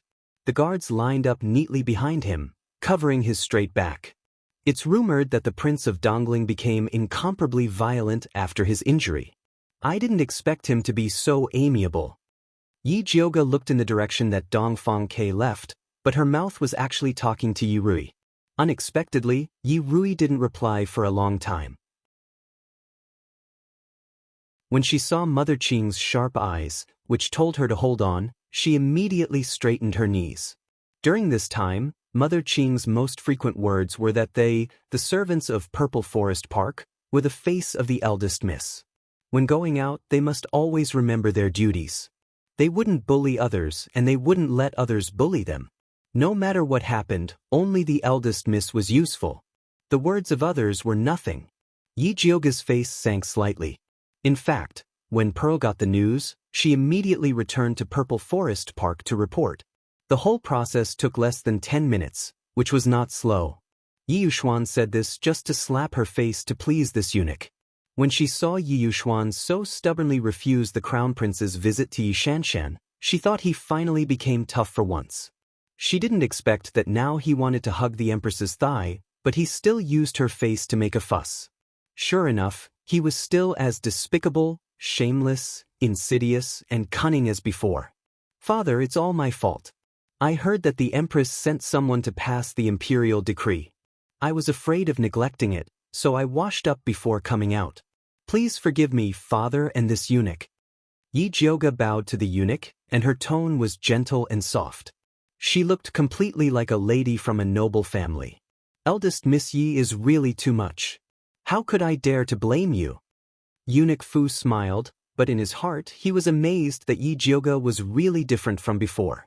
In the past, if Yi Jioga encountered Yi Yuxuan's anger, she would definitely tremble in fear. How could she say such decent words? Moreover, because of the black scar on her face, she felt very inferior. When she spoke, she always lowered her head and looked like a yes man. Now, her aura was completely different. Although the black scar on her face was still there, her pair of clear phoenix eyes shone brightly, making people completely ignore her appearance. There was only one thought in their heart: this woman can't be underestimated. Seeing Eunuch Fu say this, Yi Yuxuan could not let Yi Jioga go. He changed the topic and said, Eunuch Fu, I wonder what the Empress sent you here for? The Empress said that she hasn't seen eldest Miss Yi for a long time and misses you very much. So, she wants to invite eldest Miss Yi into the palace for a chat. Eunuch Fu said with a smile, as if the Empress called Yi Jioga into the palace to talk about family matters. Yi Jioga believed that Eunuch Fu's words were fishy. Previously, she slapped the Crown Prince's face twice and even took back the purple thunderwood. The Crown Prince hated her to the bone and must have said a lot of bad things about her in front of the Empress. The Empress called her into the palace to settle scores with her. If she fell for it, she would be a fool. Yi Jioga wanted to refuse, but Yi Yuxuan already said to Eunuch Fu impatiently, It's her honor that the Empress summoned Jioga. I thank the Empress on her behalf. Eunuch Fu, please go back and report to the Empress. Jioga will definitely go and pay her respects. Okay, then I'll come to take eldest Miss Yi into the palace in 7 days. Eunuch Fu stood up and was about to leave. Yi Yuxuan had the housekeeper send him out. As an alchemy master, he was already giving the Empress face by personally receiving Eunuch Fu. It would be lowering his status if he personally sent the guest off. Yi Jioga didn't get a word in. After Eunuch Fu left, she said to Yi Yuxuan, Father, do you really believe that the Empress called me into the palace to reminisce with me? No matter why the Empress called you into the palace, you have to go. Yi Yuxuan straightened his face and said unhappily, You've been targeting the Crown Prince all this time. It's already a great fortune that the Empress doesn't care about you. This time, you have to go with the Empress and let her calm down. CKU. Why don't you go into the palace and let the Empress calm down? Yi Jioga's face darkened. He didn't hide his anger at all. Alright, the Empress has always been kind. She won't do anything to you. Just kowtow to her a few more times and it'll be fine. Yi Yuxuan comforted him. Last time, he humiliated the Crown Prince because he was angry that the elixirs were stolen. However, he didn't want to completely cut ties with the royal family. After all, the Dongfang family was the royal family of Thunder Country. There was no benefit in falling out with them. Yi Jioga wanted to roll her eyes. She knew that she couldn't count on Yi Yuxuan, this scumbag of a father, to help her. Fine, let her enter the palace, right? Then she would enter the palace for him to see. But at that time, whether the Empress would calm down or not wouldn't be up to him. Chapter 64. When Yi Jioga returned to Purple Forest Park, Mother Qing worriedly said to her, Eldest Miss, the Empress clearly wants to deal with you this time, what should we do? Different situations call for different actions. What is there to be afraid of? Yi Jioga said disapprovingly. Her grandfather Yun Tianwei was the #1 alchemist in Thunder Country, The other cities only knew of Thunder Country after hearing his name. As her grandfather's only bloodline, even the emperor did not dare to touch her, let alone the empress. If she was really provoked, she would jump out and say that the Dongfang family harmed the loyal people, and those alchemists who worshipped grandfather would curse them to death. No matter what, this is a Hongmen banquet. Young miss, it's better to prepare early. Mother Qing still had a worried expression. If Madame did not die, there would be many noble ladies who wanted to bring eldest miss into the palace to protect her. But after Madame died, eldest miss was like mud that could not be pasted to the wall, and all the aristocratic families who had a relationship with the Yun family took the initiative to cut off contact. Now it would be difficult to pick up the relationship again. And you're right. Yi Jiuge felt that she should indeed make some preparations. Other than that, it was necessary to have a way to protect her life, lest the empress become angry and create an accident to kill her in the palace. This old servant will go write an invitation to the Jin family, Zhao family, and Li family, and see who is willing to bring you into the palace. Mother Qing said in high spirits. No matter what, she had to give it a try. Maybe there really was a person with a conscience who remembered the kindness of the Yun family. It's useless to find them, it's a waste of effort. Yi Jiuge did not believe in any conscience, she only believed in herself. If she had the time, she might as well make more pills to protect herself. Tranquil pill, detoxification pill, fantasy-breaking pill, Peiyuan pill, bone-softening pill, spirit-dispersing pill, she had to make a stack of them as a backup. After Yi Jiuge took the money to buy the materials needed for alchemy, she then asked Yi Yu out. After not seeing her for a few days, Yi Yu's complexion was much better, her beautiful face regained some color, and the red mole between her eyebrows reflected a bright and beautiful aura. It seems that your cultivation method is not bad. Yi Jiuge nodded his head in satisfaction. Previously, Night Rain's half-dead appearance made people feel uncomfortable just by looking at it. It's all thanks to young miss, Yi Yu said sincerely. During this period of time, he had been cultivating in seclusion. The more he cultivated, the more he realized how powerful this cultivation technique was. His meridians and lungs, which had been weakened by the erosion of the yin qi, not only recovered quickly under the circulation of the cultivation technique, but they also became stronger. What surprised him the most was the yin qi that the evil cultivator had left in his body. After refining it, it was actually a great help to his invisibility technique. Originally, his invisibility was only at the first tier, which allowed him to turn invisible but not attack. The duration of his invisibility was also very limited. Now that he had reached the second tier, he could finally become a shadow assassin. Apart from the extended invisibility duration, he also gained a very practical skill. This cultivation method is the reward for selling your body to me. There is no need to thank me. Yi Jiuge waved his hand and said, I called you out this time because I have something for you to do. What instructions does the eldest miss have for me? Yi Yu asked in a serious manner. The empress wants me to enter the palace in 7 days. I am afraid that she will deal with me, so I need you to do something for me. Yi Jiuge lowered his voice and explained the matter. Don't worry, eldest miss. This subordinate will definitely complete the task. Yi Yu solemnly nodded. This was the first time that Yi Jiuge asked him to do something. He must do it beautifully. That's good. I will be cultivating in seclusion for the next few days. Do you have any pills that you want to eat? Yi Jiuge asked as if he was asking Yi Yu what dishes he wanted to eat. No need. Yi Yu hurriedly shook his head. Yi Jiuge was already very good to him, he could not take it too far. Why are you being so polite with me? The stronger you are, the more assured I can use you. Yi Jiuge expressed that Yi Yu was thinking too much. She was not helping him, but helping herself. Yi Yu hesitated for a moment, then said, I need some pills that can nourish the meridians. Although the cultivation technique that Yi Jiuge gave him could repair the meridians, the speed was still a bit slow.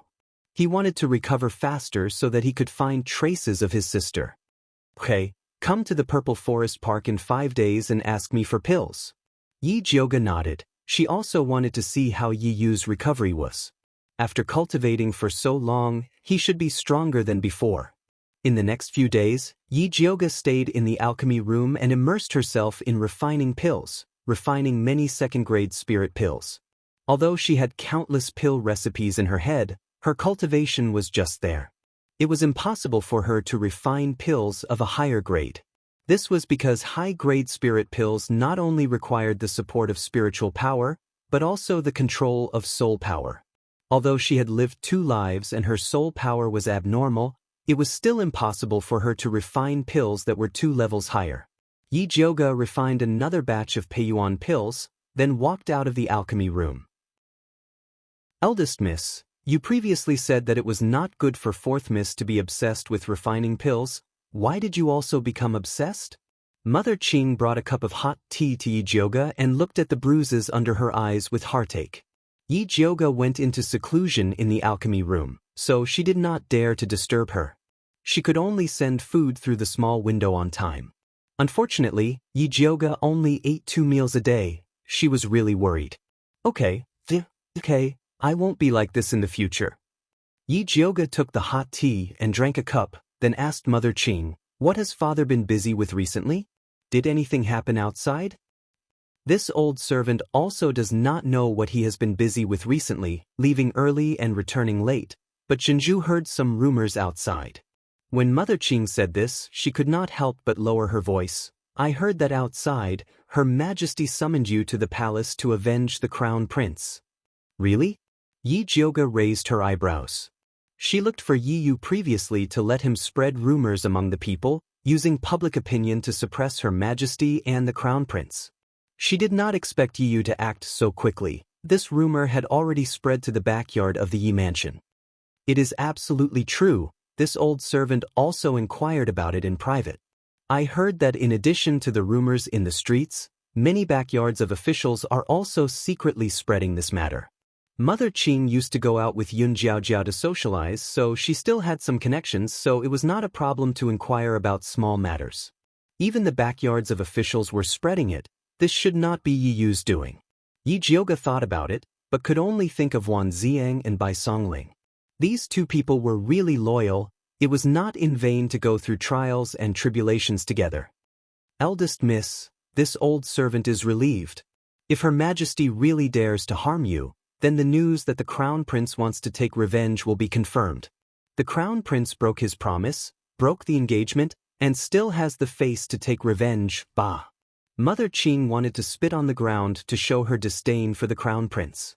When Madame was still alive, the Crown Prince was deeply in love with Eldest Miss, sending gifts every day. Even if Eldest Miss meridians were broken, he still showed that he did not care. As a result, when Madame died, he immediately cooled down and became intimate with Yi Shanshan, which was simply disgusting. Chapter 65. Mother Qing, later, give the servants a sealing order. No matter what the people outside say, our courtyard is not allowed to spread these words. Yi Jioga was sure that when Yi Yuxuan heard this news, he would definitely come to find trouble with her. She was not afraid, but she was afraid that the servants in the courtyard would be killed by Yi Yuxuan like chickens. Eldest Miss, rest assured, this old servant has already ordered. Mother Qing knew that no matter who spread this rumor, everyone would definitely blame it on Eldest Miss. At this critical moment, keeping silent was the wisest thing to do. Yi Jioga felt relieved to have an old fox like Mother Qing by her side. Eldest Miss, Zhenju made some almond milk. Do you want to eat some? Mother Qing felt that Yi Jioga was already so thin that she had to eat some. Then eat some. Although Yi Jioga was not hungry, she did not want to ignore Mother Qing's good intentions. Okay. Mother Qing was about to go out to find Zhenju, but heard the frightened voice of the servants in the courtyard. This servant pays respect to the master. Then Yi Yuxuan angrily walked into the room. Daughter pays respect to father. Yi Jioga respectfully bowed to Yi Yuxuan and then said, Father, why do you have time to see me today? You still have the face to ask? Yi Yuxuan looked at Yi Jioga and said, Don't think that I know what good things you have done outside. Father, where did this come from? Yi Jioga was puzzled and said with grievance, This daughter has been in the courtyard concocting pills and did not go out. What good things can I do? Do you dare to say that you did not let people spread rumors that the Empress invited you to the palace to avenge the Crown Prince? Other than this dead girl, there could not be anyone else. What? The Empress invited me to the palace to avenge the Crown Prince. Yi Jioga covered her mouth in surprise and said like a frightened rabbit, "Father, what should I do? How about saying that I am sick and cannot enter the palace?" Pretend? You are still pretending. Seeing Yi Jioga's pretentious appearance, Yi Yuxuan was so angry that his liver hurt. If this damned lass was really so cowardly, she wouldn't have slapped the Crown Prince 3 times on the street. Father, your daughter isn't pretending. Your daughter is truly afraid. If other people's daughters were to have their marriage annulled, they would probably hate the person who annulled the marriage. But our family is rushing to let others trample on our face. How can your daughter not be afraid? Yi Jioga revealed a mocking smile. What nonsense are you talking about? Could it be that being born in the Yi family has wronged you? Yi Yuxuan originally wanted to denounce him, but he was angered by Yi Jioga. That's right. If grandfather was still here, my daughter would have been born in the Yun family. Yi Yuxuan was just a son-in-law who married into the family. Chapter 66. Yi Jioga did not expect Zishang's technique to be so powerful. She thought that Zishang was just casually using a technique to tease her. It seemed like she had misunderstood him. Speaking of which, he had been asleep for almost 10 days. Why wasn't he awake yet? Was imparting techniques really that tiring? Missy, what's wrong? Yi saw that Yi Jioga was in deep thought and thought that he had done something wrong. Nothing. Yi Jioga regained her senses and said, "Oh right, this bottle of Meridian Nurturing Pills is for you." Yi Yu had done a good job in this mission, so it would be his reward. Although this Meridian Nurturing Pill was only a grade 2 pill, it was more effective than those grade 3 pills on the market. "Thank you, Missy." Yi Yu took the Meridian Nourishing Pill, hesitated for a moment, and then said in embarrassment, "Actually, I just found some hooligans to spread some rumors. It's not because of me that it has such a great effect. It seems like someone is secretly adding fuel to the fire. Do you want me to investigate?" Yi Yu had not fully recovered from his injuries, so he did not dare to act rashly. He was afraid that Yi Jioga had another plan. "No need, I already know who it is." If Yi Jioga guessed correctly, it should be the Ministry of Justices Wan Ziang and Bai Songling who were helping her. Yi Yu was now one of her people, so there was no harm in letting him know. Missy has connections with the Ministry of Justice? Yi Yu felt a little awkward. He was an assassin, so he did not like to deal with the officials. And the 2 of them are not bad. I will introduce them to you if there is a chance. Yi Yu didn't want to know anyone from the Ministry of Penalty, so he answered unenthusiastically. Then he asked carefully, "First, miss, although there are rumors going around, the Empress may not take them to heart. Do you want me to accompany you to the palace?" It is not that easy to enter the palace. You should just cultivate and raise your strength. Yi Jioga patted Yi Yu's sturdy shoulder. There were many experts in the royal family, so a small assassin like Yi Yu would probably sink if he were to enter. Yi Yu felt his skin that was patted by Yi Jioga heat up. It was so hot that he could not help but blush. He was worried that Yi Jioga would notice something was wrong, so he turned and hid in the shadows. In the future, Yi Jioga wanted to encourage Yi Yu, but she did not expect him to pat her. She opened her spiritual eye and observed carefully, only to realize that Yi Yu had already disappeared. F***ck, this brat really has a personality. What does he mean by leaving just like that? Yi Jioga didn't think that it was his perverted hands that scared them away. After muttering a few words, he took a few bottles of his specially refined spirit recovery pills and prepared to leave. Mother Qing just happened to come in with the almond milk. Seeing that Yi Jioga was about to leave, she curiously asked, "Where is eldest miss going?" "I'm going to visit Lord Wan and Lord Bai. There were a lot of things going on at home before, so I didn't have the chance to visit. After all, they saved fourth sister, so we have to do something." Yi Jioga picked up the milk and drank it in one gulp. Eldest miss is right. Wan Darren and Bai Darren saved fourth miss, so they should come to thank you. Originally, this old servant had prepared the gift for you, but then the imperial decree suddenly came from the palace, so this old servant forgot. Mother Qing quickly took out the gift she had prepared. A box of 4 happiness pastries, a pot of peach blossom wine, and a pot of Longjing tea leaves before the rain. Although it wasn't anything valuable, it was evident that the owner had put in a lot of effort into it. Coupled with the spirit recovery pills that Yi Jiuge had refined, it was considered presentable. Given that Yi Rui's return was done in secret, Yi Jiuge didn't want to come and thank them with great fanfare, so she took a carriage to their mansion in a low-key manner. Bai Songling was very happy to see Yi Jiuge arrive. She said with a smile, "You came, you didn't need to bring gifts. It's not anything valuable." Yi Jiuge entered the house and didn't find Wan Ziang, so she asked, "Where's brother Wan?" "I heard that there were a few murders in Heyang County." He suspected that it was related to the Su family, so he rushed over to investigate a few days ago. Bai Songling invited Yi Jiuge to sit down and poured her a cup of hot tea.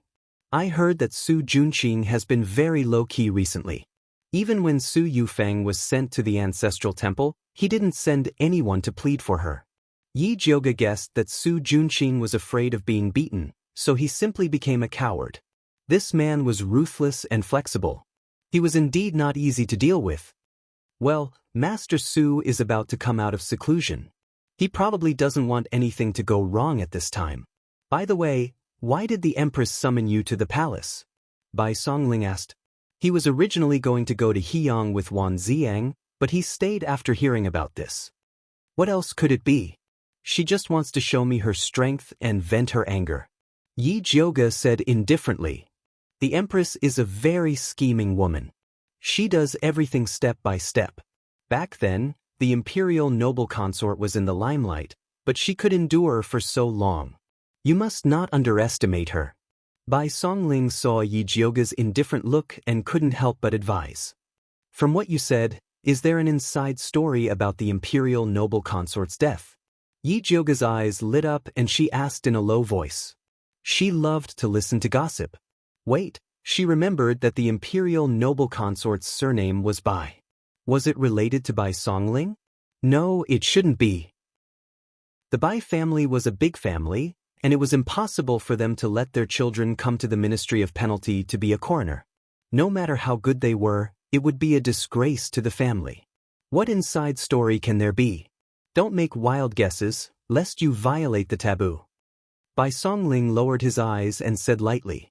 Although he had tried his best to hide the expression on his face, Yi Jiuge could still feel the waves in his heart. It seemed that he was a person with a story like Wan Ziang. But he obviously didn't want to tell her. Yi Jiuge could understand. After all, they hadn't known each other for a long time, and their friendship hadn't reached that point. Besides, she didn't dare to tell them about Yi Yu. Yi Jiuge smiled and didn't say more. Instead, he changed the topic. I will enter the palace in 2 days. Brother Bai, do you have any good suggestions? It's not wrong to talk less and see more when you enter the palace. That day is also the day when Prince Dongling enters the palace to meet the emperor. If the empress really wants to harm you, you can find someone to ask Prince Dongling for help. He has always admired Master Yun's character and will definitely help you. Bai Songling wrote a name on the rice paper and handed it to Yi Jiuge, saying, no matter what happens, you can go to Jinxiu Palace to find her. Yi Jiuge looked down at the paper Bai Songling handed her. The name of a palace maid was written on it, Hongxiu. She once again confirmed the guess in her heart. This Bai Songling must be related to the Bai family, otherwise he wouldn't have asked her to go to Prince Dongling for help. Why are they all things that women like to eat? And what pill is this? Bai Songling took out 2 small jade bottles from the gift box. The words, Grade 2 Spirit Recovery Pill, were written on the bottles. The words were written in bold strokes. It was Yi Jiuge's notebook. There are only 3 pills in a bottle. This girl is too stingy. Bai Songling opened the jade pendant and glanced at it. Then, she deliberately spoke in a disdainful tone. Give it to me. Wan Ziang had rushed back through the night and had consumed a lot of his spiritual power. It was just the right time for him to try a spirit recovery pill. Bai Songling generously handed the 2 bottles of pills to Wan Xing. As far as he knew, Yi Jiuge was only a grade 2 alchemist.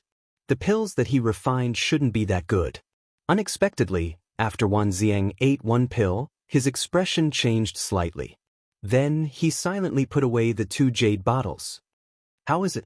Doesn't it feel like eating jelly beans? Bai Songling asked with a smile. Spirit recovery pills were pills that were used to replenish spiritual power. They were not easy to refine. Even for a grade 3 alchemist, it was already very good to refine 3 out of 10 bottles. Middle-grade alchemists could only replenish normal spiritual power. Low-grade alchemists could only replenish 20% of their spiritual power. Wan Ziang didn't answer Bai Songling's question. He threw down the word, tired, and hurriedly went back to his room to cultivate. How could he tell Bai Songling, a fool, that Yi Jioga's bottle of spirit recovery pills not only replenished his depleted spiritual power, but also increased it by a lot? If he didn't immediately meditate and absorb it, it would be a waste. He had never seen such a powerful spirit recovery pill. It was not inferior to a grade 3 pill. If he used it during a battle, it would be equivalent to having an extra life. It was a pity to use it to replenish spiritual power. Bai Songling looked inexplicably at Wan Ziang, who left in a hurry. Although he felt a little strange, he didn't associate it with Yi Jioga's pills. He thought it was because of something else. Yi Jioga didn't know that the pills he refined had caused a small disturbance with Wan Ziang and Bai Songling. After she returned to Purple Forest Park, she put the note that Bai Songling gave her on the table. Mother Qing came in to ask Yi Jioga about visiting Wan Darren and Bai Darren. When she saw the note, she was a little surprised and asked, "Eldest Miss, is this Hong Xiu Aunt Hong Xiu from the palace?" "Mother Qing, do you know this Aunt Hong Xiu?" Yi Jioga didn't expect Mother Qing to have such a wide network that she even knew people in the palace. "I don't really know her. I just met her a few times in Kuanyuan Palace." Mother Qing couldn't help but sink into her memories. Thinking back to when old Master Yun Tianwei was still in Shangjing, Madame, who had already found a son-in-law, was the most popular person in Shangjing. Not only did the aristocratic ladies want to be on good terms with her, but even the concubines in the palace were no exception. At that time, the imperial noble consort often invited Madame into the palace, and Mother Qing often accompanied her. She remembered the imperial noble consort's chief palace made Hong Xiu the most. Because Hong Xiu was already a martial practitioner at a young age, Mother Qing, who was still in the body refining stage, admired her very much, so she had an impression of her. Speaking of which, the imperial noble consort also wanted to have a child marriage with Madame. Unfortunately, she was never pregnant, so the empress got ahead of her. Mother Qing said while wringing her hands. She looked as if she had been engaged to the imperial noble consort, eldest miss would not have been abandoned by the crown prince. A cripple and an ugly woman, that's a good match. Yi Jioga laughed, but in her heart, she didn't care. How could a person like Dongfang Ke like her, a useless and ugly woman? She was afraid that if she fell out with him, she wouldn't be much better than the crown prince. Eldest miss, how can you belittle yourself? Mother Qing didn't like eldest miss's self-deprecating appearance. In her heart, eldest miss would always be the best. No man in the world could be worthy of her, not even a prince. Yi Jioga didn't comment on Mother Qing's blind confidence. Instead, she began to think about whether or not she should meet this Aunt Hong Xiu after entering the palace. Yi Jioga's current enemies, other than Yi Yuxuan and the others, were the Su family and the Dongfang family. This was because these people were inextricably linked to her grandfather's disappearance. It would be difficult for her to bring them down by herself, so she needed to find help. Dongfang Ke was a good candidate. Chapter 68. However, even though Dongfang Ke was not bad, Yi Jioga was still somewhat worried. There had always been rumors in the capital that Dongfang Ke had lost the will to fight for the throne because of his leg injury. Now it looked like he was hiding his strength and biding his time, pretending to be a pig to eat the tiger. This kind of scheming, ruthless character who was good at patience was not easy to figure out. She didn't want to chase away the wolf in front, only to have a big tiger behind her. Forget it, I'll just enter the palace and take a look at the situation. After Yi Jioga burned Bai Songling's note, he locked himself in the alchemy room and continued to struggle. On the day of entering the palace, Mother Qing woke Yi Jioga up early. After washing up, she carefully wiped her face and hands with balm. Then, she carefully combed her hair into a snake-shaped bun and inserted a red plum blossom with gold thread into the bun. It was exquisite yet dignified. She was dressed in a bamboo-colored pleated dress with scattered flowers. It was delicate and fresh but not too plain. Originally, Mother Qing wanted to apply makeup on Yi Jioga, but she was rejected. "This black scar is my mark. If you cover it up, maybe they won't let me enter the palace," Yi Jioga said half-jokingly. Anyway, even if she dressed up as a fairy, the Empress would not take a second look, so why waste her effort? All right. In Mother Qing's heart, even if eldest Miss had a scar on her face, she would still be beautiful and moving. The carriage from the palace was already waiting outside, but it wasn't Eunuch Fu who came to pick them up. Instead, it was an old nanny with a solemn expression, looking as if her parents had died. She stood upright on the carriage, looking like a difficult person to deal with. Mother Qing went up to the old woman with a smiling face and stuffed a purse into her purse, but she was coldly pushed back by the old woman. She looked like she was not affected by anything. Yi Jioga didn't have a good attitude towards this kind of person who didn't want face. He pulled Mama Qing to the carriage in the palace and sat down. The carriage of the Yi residents followed behind in case of emergency. The palace might not necessarily send him off when they came to pick him up, so it would be safer to prepare a carriage to follow them. Moreover, Mother Qing was not allowed to enter the palace. When the time came, she would have to wait outside the palace for a place to stay. The streets were very quiet in the early morning. The Yi mansion was more than an hour away from the imperial palace. When Yi Jioga went out, the sky was just beginning to brighten. When he arrived at the palace gate, the sun had already peeked out.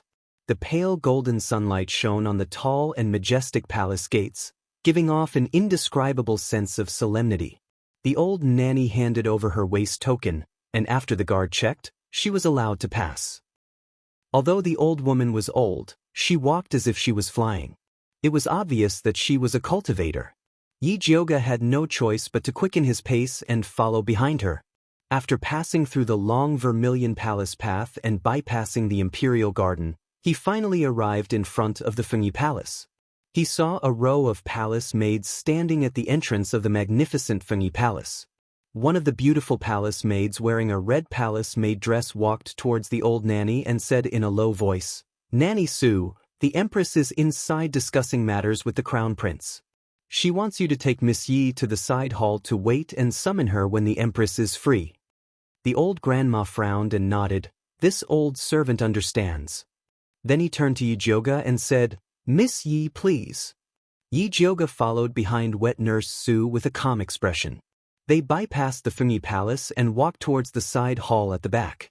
Finally, they arrived at the splendid palace. "Eldest Miss Yi, please wait inside patiently. The Empress will send someone to summon you when she's free." The old mammy pretended to bow and left. Yi Jioga looked at the three large words, "Splendid Palace," above the dilapidated palace and couldn't help but frown. Aunt Hong Xiu was said to be on duty in this splendid palace. What did the Empress mean by having wet nurse Su bring her here? It couldn't be that wet nurse Su was also one of Prince Dongling's people. She was curious and walked into the palace hall. Although the outside of the palace hall was covered in dust, the inside was very clean. It could be seen that it was frequently cleaned. The light golden duobao gauge indicated that the palace hall used to have a glorious past.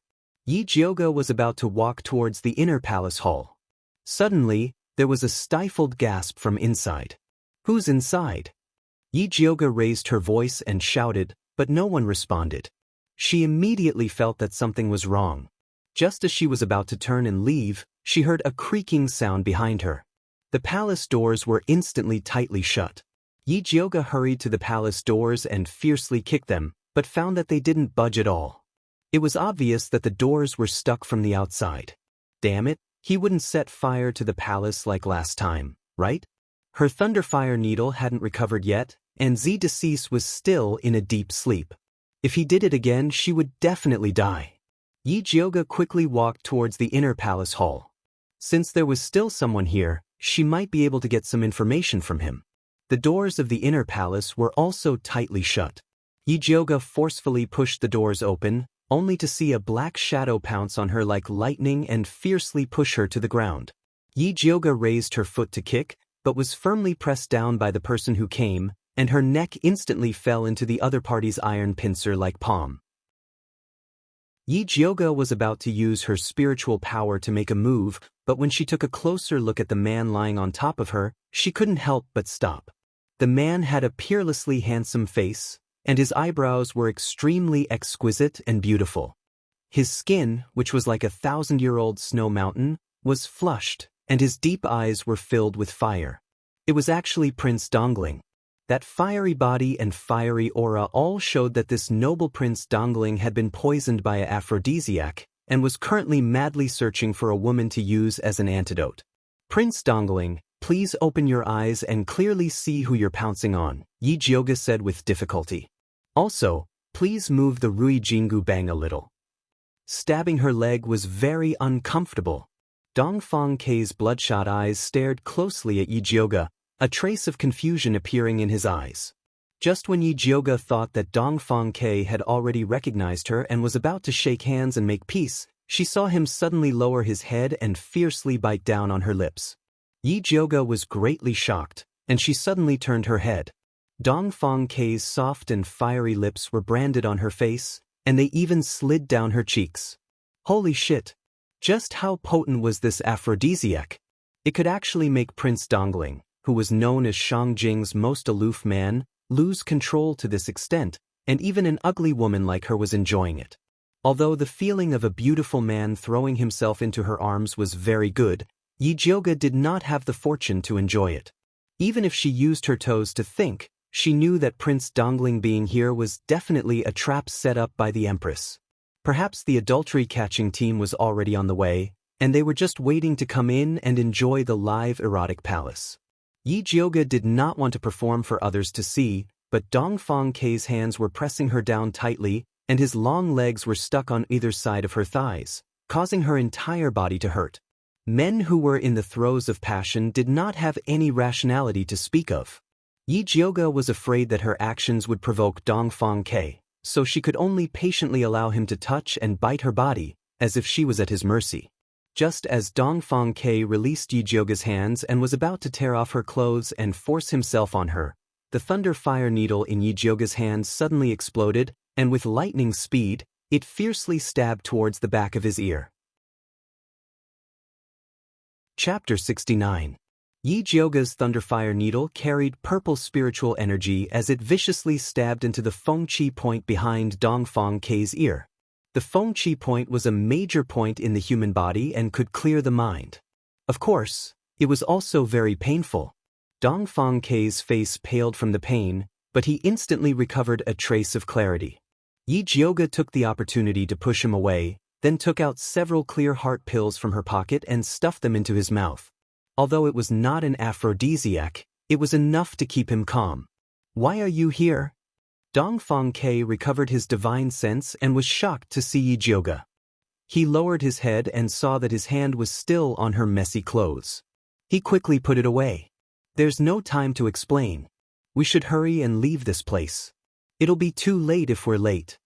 Yijioga hastily adjusted her clothes, stood up, and quickly walked towards the window of the inner palace.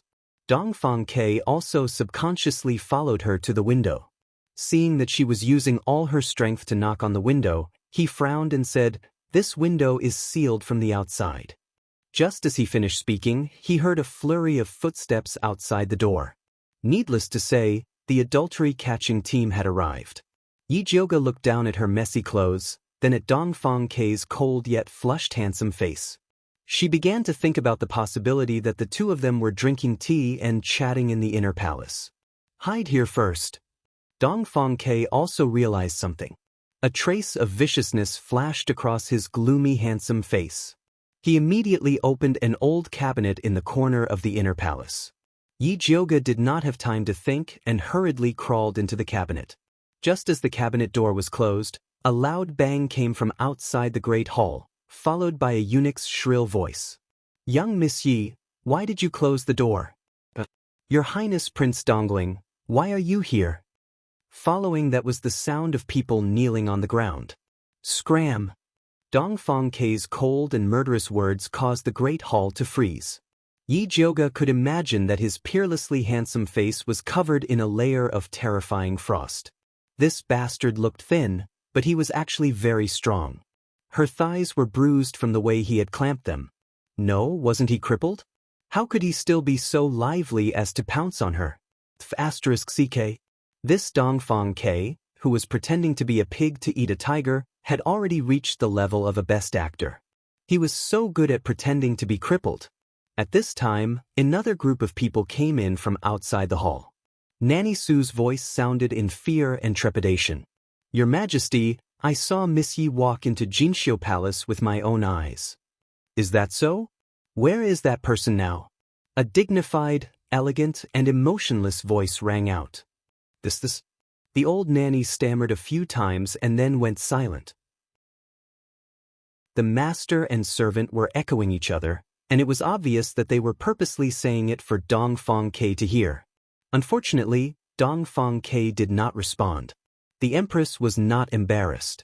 She said, Miss Yi is a distinguished guest invited by me. She can't be lost. Look for her and see where she has gone. Nanny Su responded loudly and spread out with her servants. It seemed that they were going to turn over the Jinxiu Palace. It was probably Dongfang K who had made his move, as several eunuchs and palace maids let out miserable cries. Seventh brother, what's the meaning of this? The crown prince's angry voice rang out. You left in a hurry in the hall just now.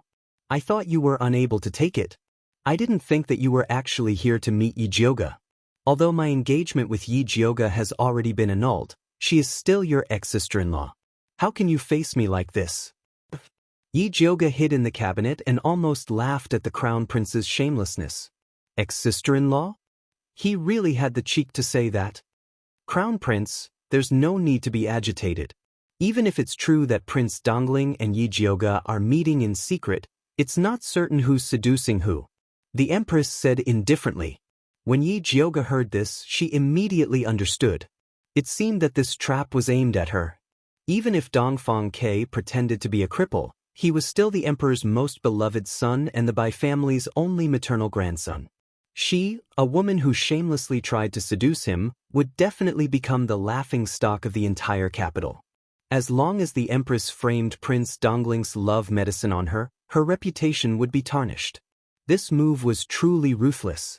She would arouse the disdain of the people, and no one would help her get justice in the future.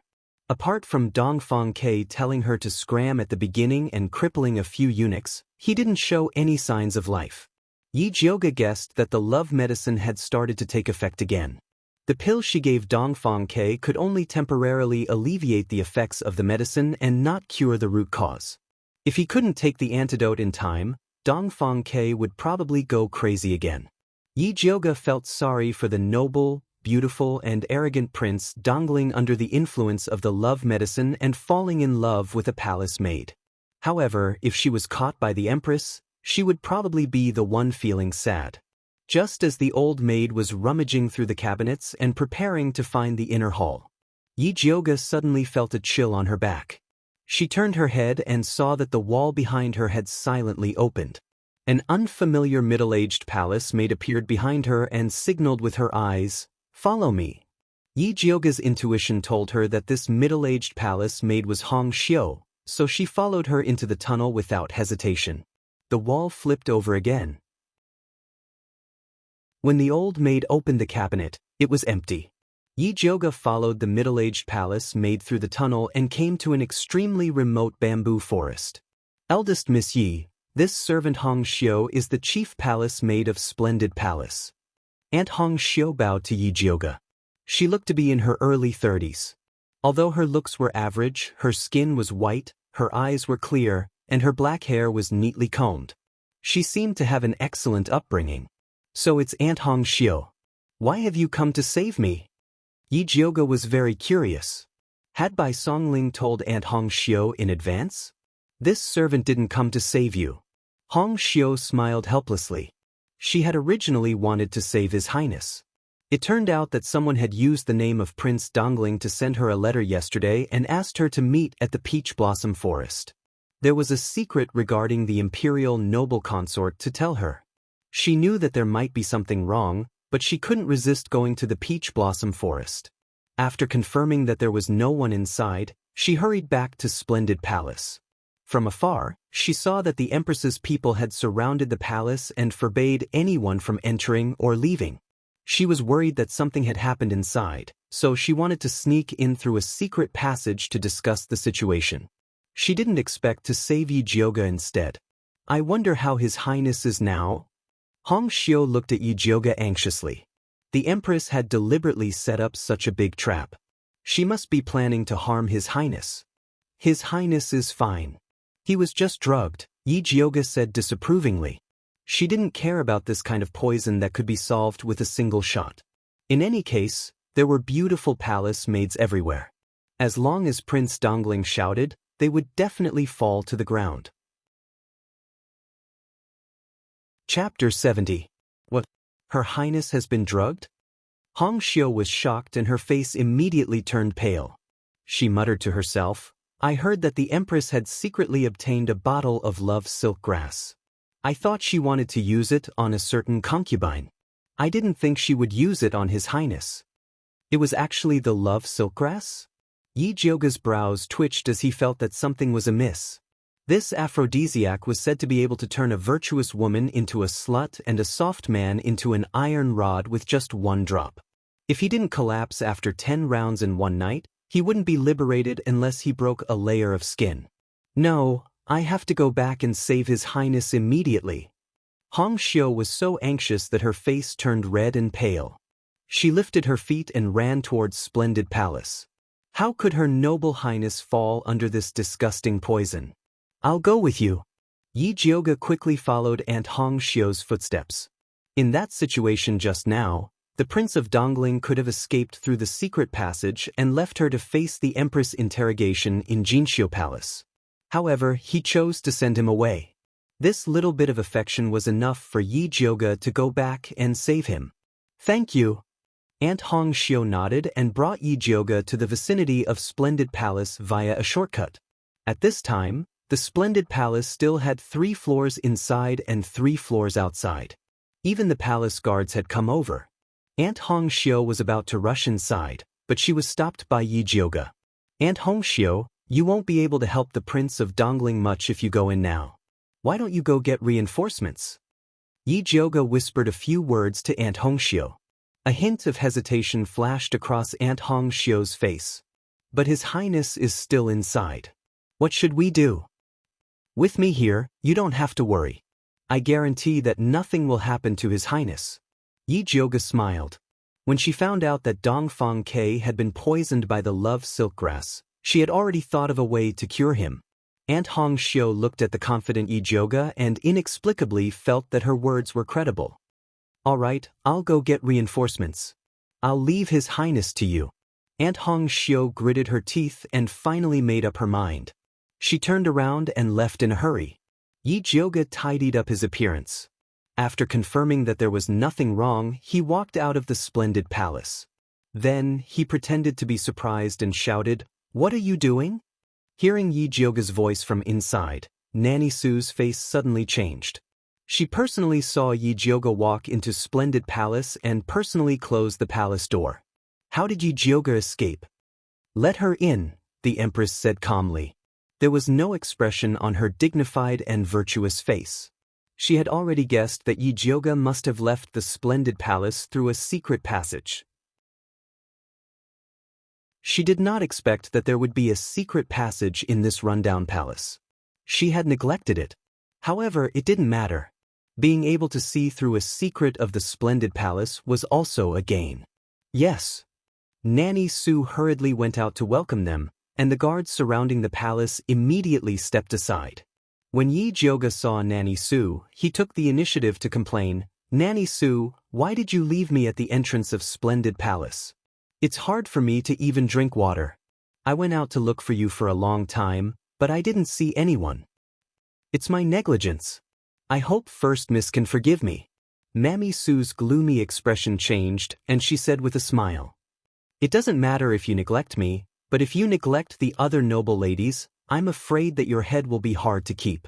Yi Jioga said with a smile that wasn't a smile. Then, regardless of Nanny Sue's ugly expression, she walked into the main hall with her head held high.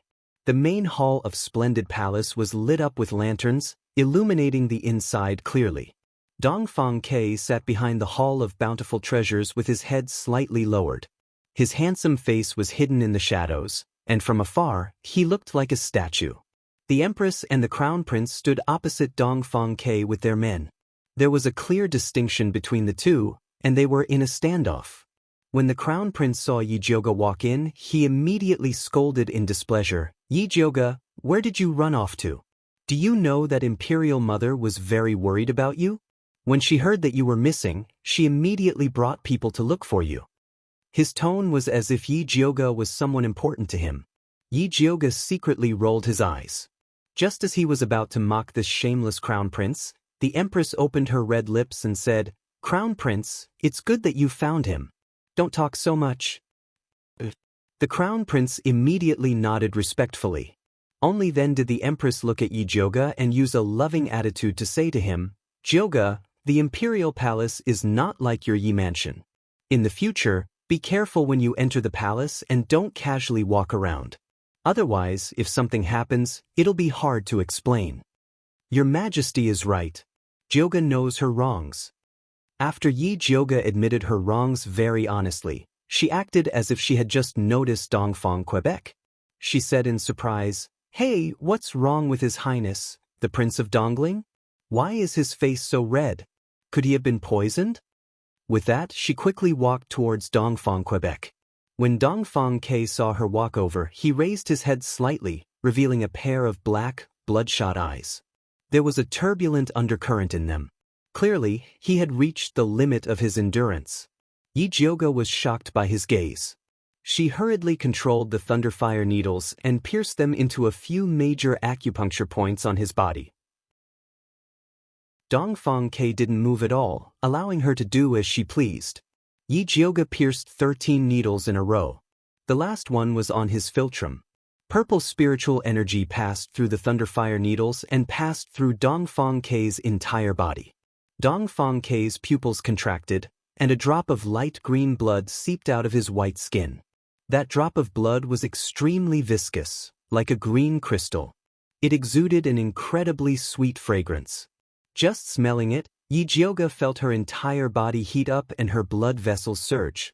She couldn't help but sigh inwardly. This love silk grass was indeed the most potent medicine in the palace. Just smelling it was already so potent. It was hard to imagine how Dongfang Ke, who had been poisoned, would feel. To be honest, he was even more impressive than the Teenage Mutant Ninja Turtles for being able to endure until now. When the Empress saw Yi Jioga help Dongfang Ke expel the poison, she couldn't help but raise her brows. Didn't they say that this damned girl was a good-for-nothing? How could she know acupuncture? And looking at her technique, it was even better than the old imperial physicians in the palace. She could even force out the love silk grass. But this time, Yi Jioga had been too clever for her own good. By helping Dongfang Ke expel the poison, she wasn't saving him, but harming him. The Crown Prince didn't know what the Empress was planning. He thought that Yi Jioga had really saved Dongfang Quebec.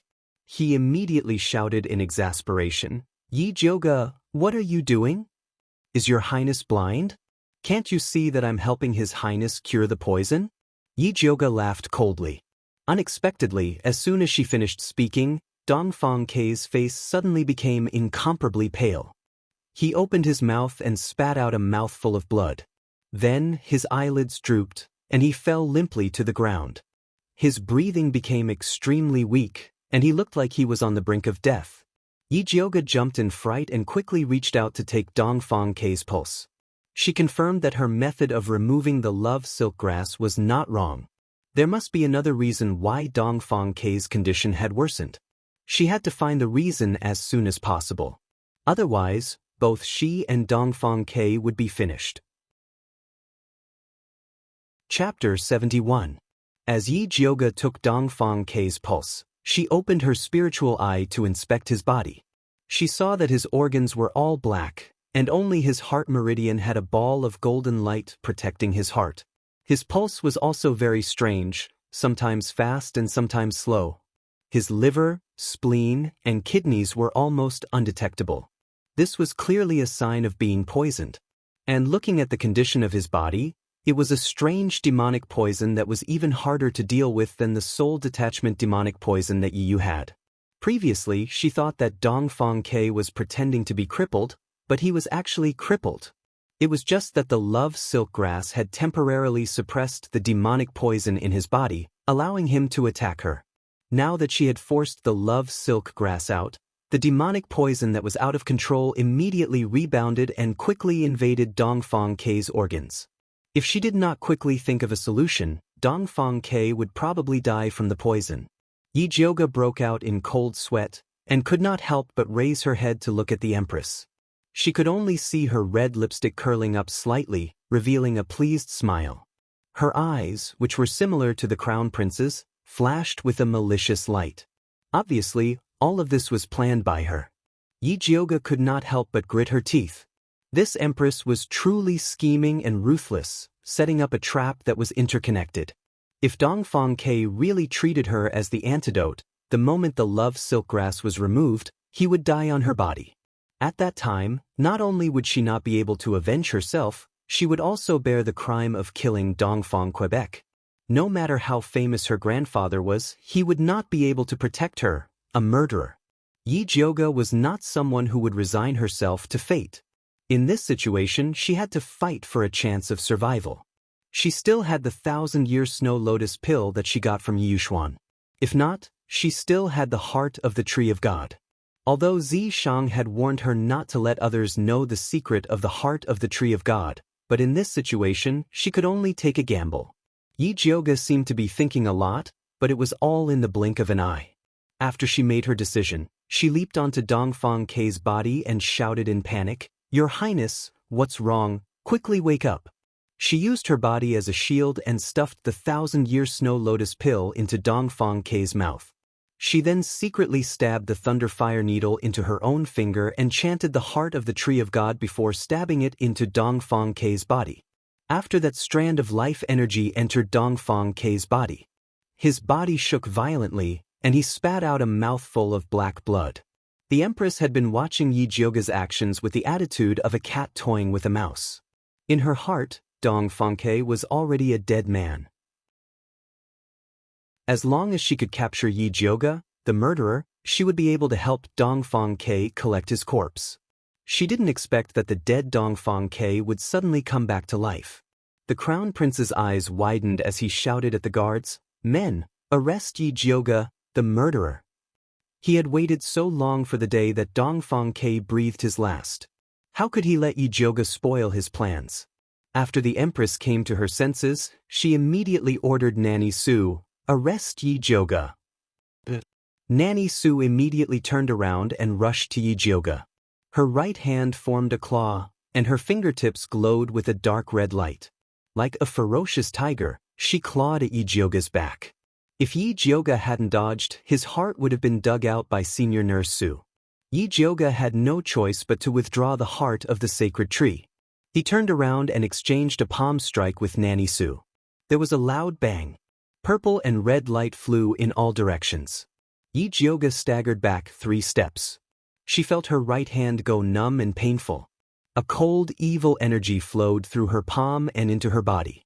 This feeling was similar to that of the heretic cultivator in the basement. Yi Jiuge looked up at Nanny Su in shock. He didn't think that this old woman was also a heretic cultivator, and she was even more powerful than that heretic cultivator.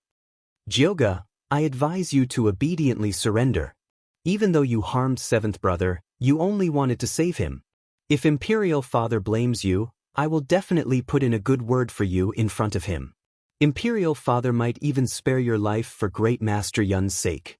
The Crown Prince saw that victory was in his grasp, so he pretended to persuade him. Yi Jiuge didn't say anything and silently raised his middle finger at him. Even though the Crown Prince didn't understand the meaning of this gesture, he still understood that Yi Jiuge was looking down on him. He was so angry that his face immediately turned red. This bitch, Yijioga, still dared to put on a brave front even when death was at hand. Once she was caught, he would definitely lock her in the dungeon and torture her day and night, making her wish that she was dead. The Empress' face also darkened. She said coldly to Nanny Su, "Don't waste time. Finish the battle quickly to avoid any more trouble." Nanny Su nodded in understanding, then turned and flew towards Dongfang, Quebec. A layer of dark red light faintly floated under her feet, carrying a strong murderous aura. It was obvious that she wanted to kill Dongfang K on the spot. Yijioga's pupils shrank. She took out a bone-softening pill from her sleeve and placed it in her palm. Once again, her palm met Nanny Su's. This time, Brother Yijio took 4 steps back. Nanny Su took 2 steps back. Yijioga's blood surged. She barely managed to swallow the blood in her throat, but a trickle still seeped out from the corner of her mouth.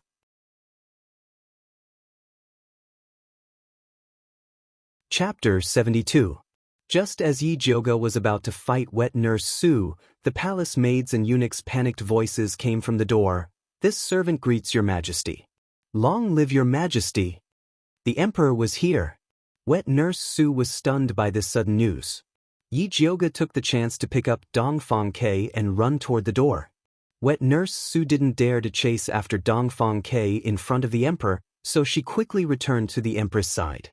The empress glared at Wet Nurse Su and put on a dignified and virtuous face as she walked toward the door. A bright yellow figure appeared at the door. Xianwu Emperor strode in. He was 7 feet tall, his skin was slightly dark, and he had a short beard. He had a very dignified aura, and one could tell with one look that he was an unyielding emperor, not to mention that he was a beginner spirit master. Xianwu Emperor swept his gaze over Jinxiu Palace before his gaze landed behind Yijioga and Dongfang, Quebec. He asked coldly, "What's going on?" The Empress said calmly, "Your Majesty, as you can see." Yijioga ran to Jinxiu Palace to meet Prince Dongling. The Crown Prince immediately followed the Empress' words and said with grievance and anger, "Father, I was wondering why Yijioga would suddenly break off the engagement. I didn't expect her to like 7th brother. In order to have sex with 7th brother, she disregarded the demon poison in his body and wanted to drug him. When we received the news and rushed over, 7th brother was already unconscious. We wanted to capture her, but she used 7th brother as a shield, causing him to vomit blood. Imperial Father, please save 7th younger brother." Towards the end, the Crown Prince cried as if he really had a deep brotherly love with Dongfang, Quebec. Xianwu Emperor immediately frowned and looked at Yijioga. "Is this true?" "Your Majesty and His Highness the Crown Prince's ability to distort the truth is truly admirable. I have nothing else to say. Your Majesty, why don't you wait for Prince Dongling to wake up before asking him?" Yijioga couldn't be bothered to argue with the Empress and the Crown Prince. The Emperor was family with them. No matter what she said, the Emperor's heart would be biased towards them. It was better to wait for Dongfang K to wake up. One sentence from him was worth 100. What happened to Giga? Emperor Xianwu looked at his pale and unconscious son. He could no longer maintain his dignified expression. He roared angrily at the others, "Are you all dead? You saw the Prince of Dongling injured like this, and you didn't even think to call Spirit Dr. Ling over? That's right. I told you to summon the Spirit Doctor just now. Why isn't the Spirit Doctor here yet? What are you guys doing?" The Crown Prince scolded the guards beside him. "This subordinate is incompetent. Please forgive me, Crown Prince." The guard immediately knelt down and asked for forgiveness. "Why aren't you going to check out the situation?" The Crown Prince kicked the guard and said anxiously, "Even if you have to carry him, you have to bring the spiritual doctor over." Yijioga glanced at the Crown Prince's clumsy acting skills and extended his hand to check Dongfang K's pulse.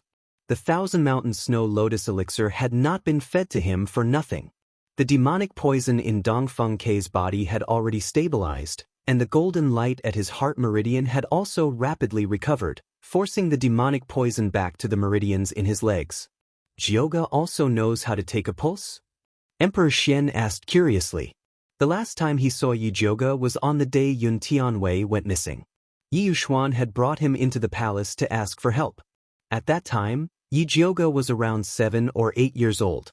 She looked thin and small, without any spiritual energy. Later on, she had indeed grown into a good-for-nothing, so he didn't pay much attention to her. Now that he saw her today, he realized that this girl's aura was steady but not lacking in sharpness. She had the bearing of her grandfather, Yun Tianwei. Your Majesty, you really like to joke. Your servant's grandfather is the #1 spirit pill master in Thunder Country.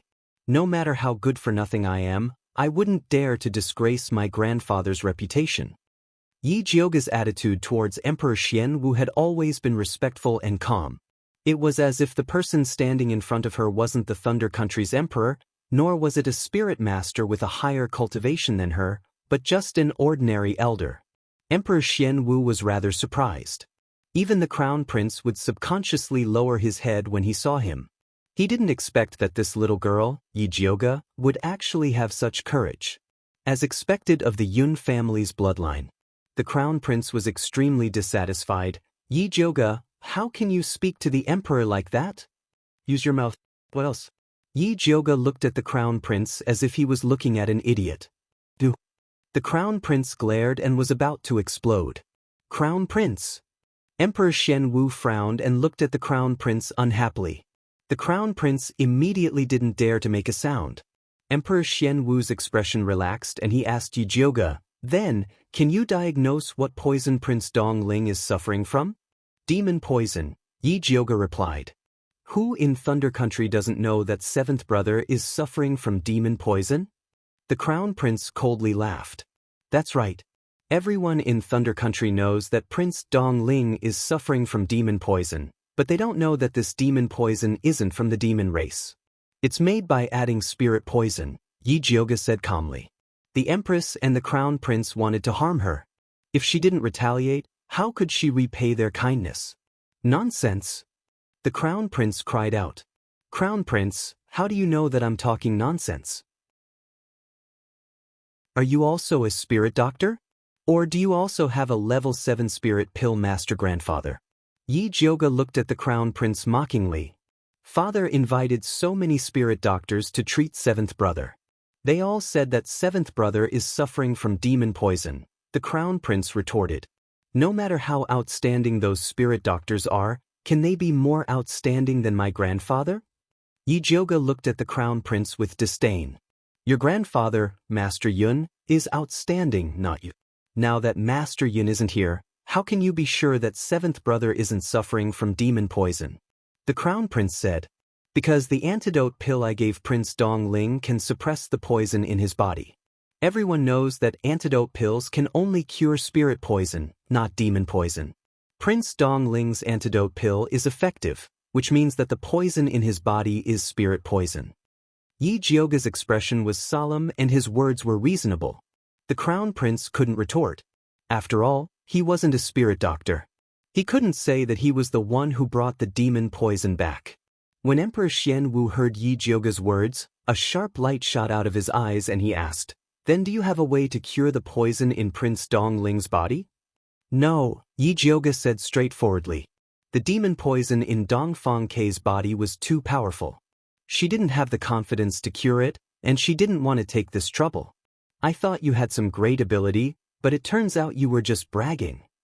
The crown prince wouldn't admit it.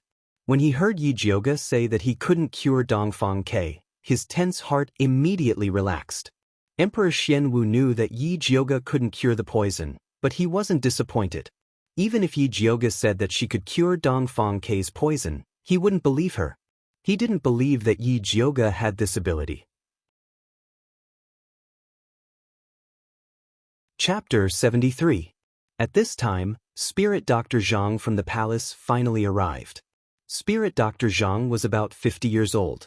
His temples were white and he was short and chubby. He looked like a good person. Spirit Dr. Zhang, take a look at Prince Dongling, Emperor Xianwu immediately ordered. Yes. Spirit Dr. Zhang wiped the sweat off his forehead and hurriedly crouched down to take Dongfang Kei's pulse. He had been taking Dongfang Kei's pulse before, so he was very familiar with it. After a closer inspection, he realized something was wrong. That rapid pulse seemed to be poisoned by the love silk grass. Spirit Dr. Zhang's nose twitched. As expected, he smelled something sweet on Dongfang K's body. His heart skipped a beat and he couldn't help but glance at the Empress. The Empress's eyes drooped slightly. Her cold gaze made Spirit Dr. Zhang shudder. Spirit Dr. Zhang had been in the palace for a long time and knew that he couldn't participate in palace fights like this. Otherwise, he might lose his head at any time. He retracted his thoughts and ignored the sweet scent. He continued to take Dongfang K's pulse and then said respectfully to the Emperor, "Your Majesty, the Yao poison in Prince Dongling's body is fine. It's the same as before." Yi Jioga said that the antidote pill can only cure spirit poisons, not Yao poisons. The fact that Prince Dongling took the antidote pill means that the poison in his body contains spirit poisons. Is that true? Emperor Xian Wu asked. This. Spirit Dr. Zhang broke out in a cold sweat. He didn't dare to answer a question like this. If he admitted Yi Jioga's words, then Dongfang K hadn't been injured by a Yao, but by a human. If this news got out, it would definitely cause an uproar in Thunder Country. At that time, it would be hard to keep his head. What? Do you want Zhen to teach you how to speak? Emperor Xian Wu's expression darkened. Your Majesty, please calm down. Spirit Dr. Zhang hurriedly knelt down and begged for forgiveness. Then he braced himself and said, "This official has read about it in Great Master Yun's medical book but has never verified it. So, I don't dare to make a judgment on His Highness Prince Dongling." Emperor Xian Wu was silent for a moment, then said coolly, "Rise. Since it was written by Great Master Yun, then it can't be wrong. Go back and study it. See if Prince Dongling has any other spirit poisons. Maybe it's from a previous injury."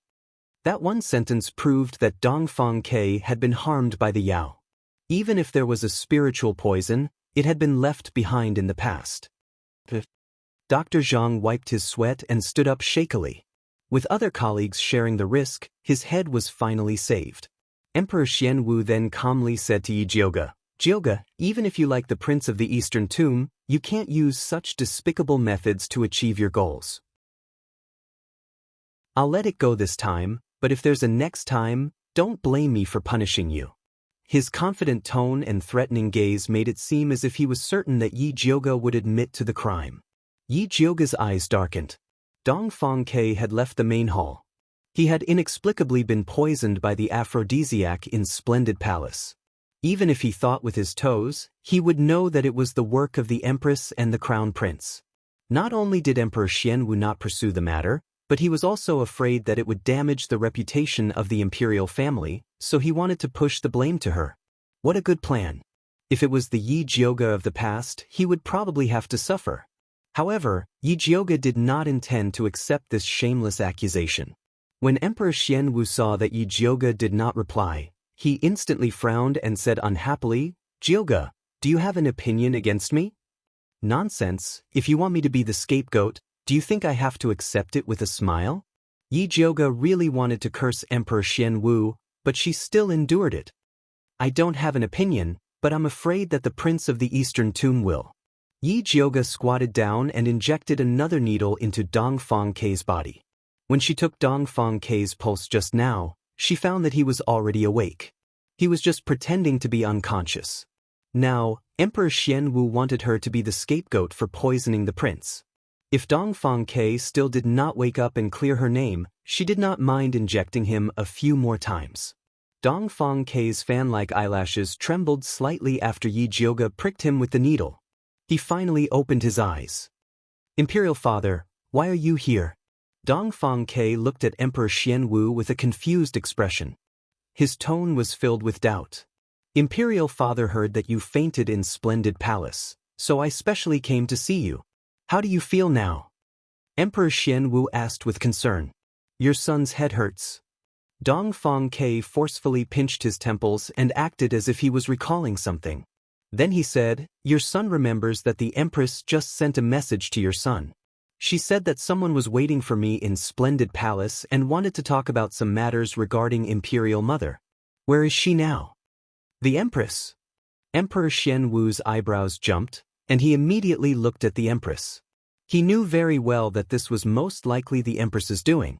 However, his son was fine, and the person they were dealing with was insignificant trash, Yi Jioga, so he wanted to turn a blind eye. But now, Dongfang Ke even brought up the deceased imperial noble consort. He could no longer pretend to be deaf and mute. After all, the Bai family was still guarding the borders of Dongfang Quebec, Prince of the Eastern Tomb. I didn't send anyone to send you a message. Did you remember wrongly? The Empress replied calmly. She was not at all worried that Emperor Xianwu would blame her.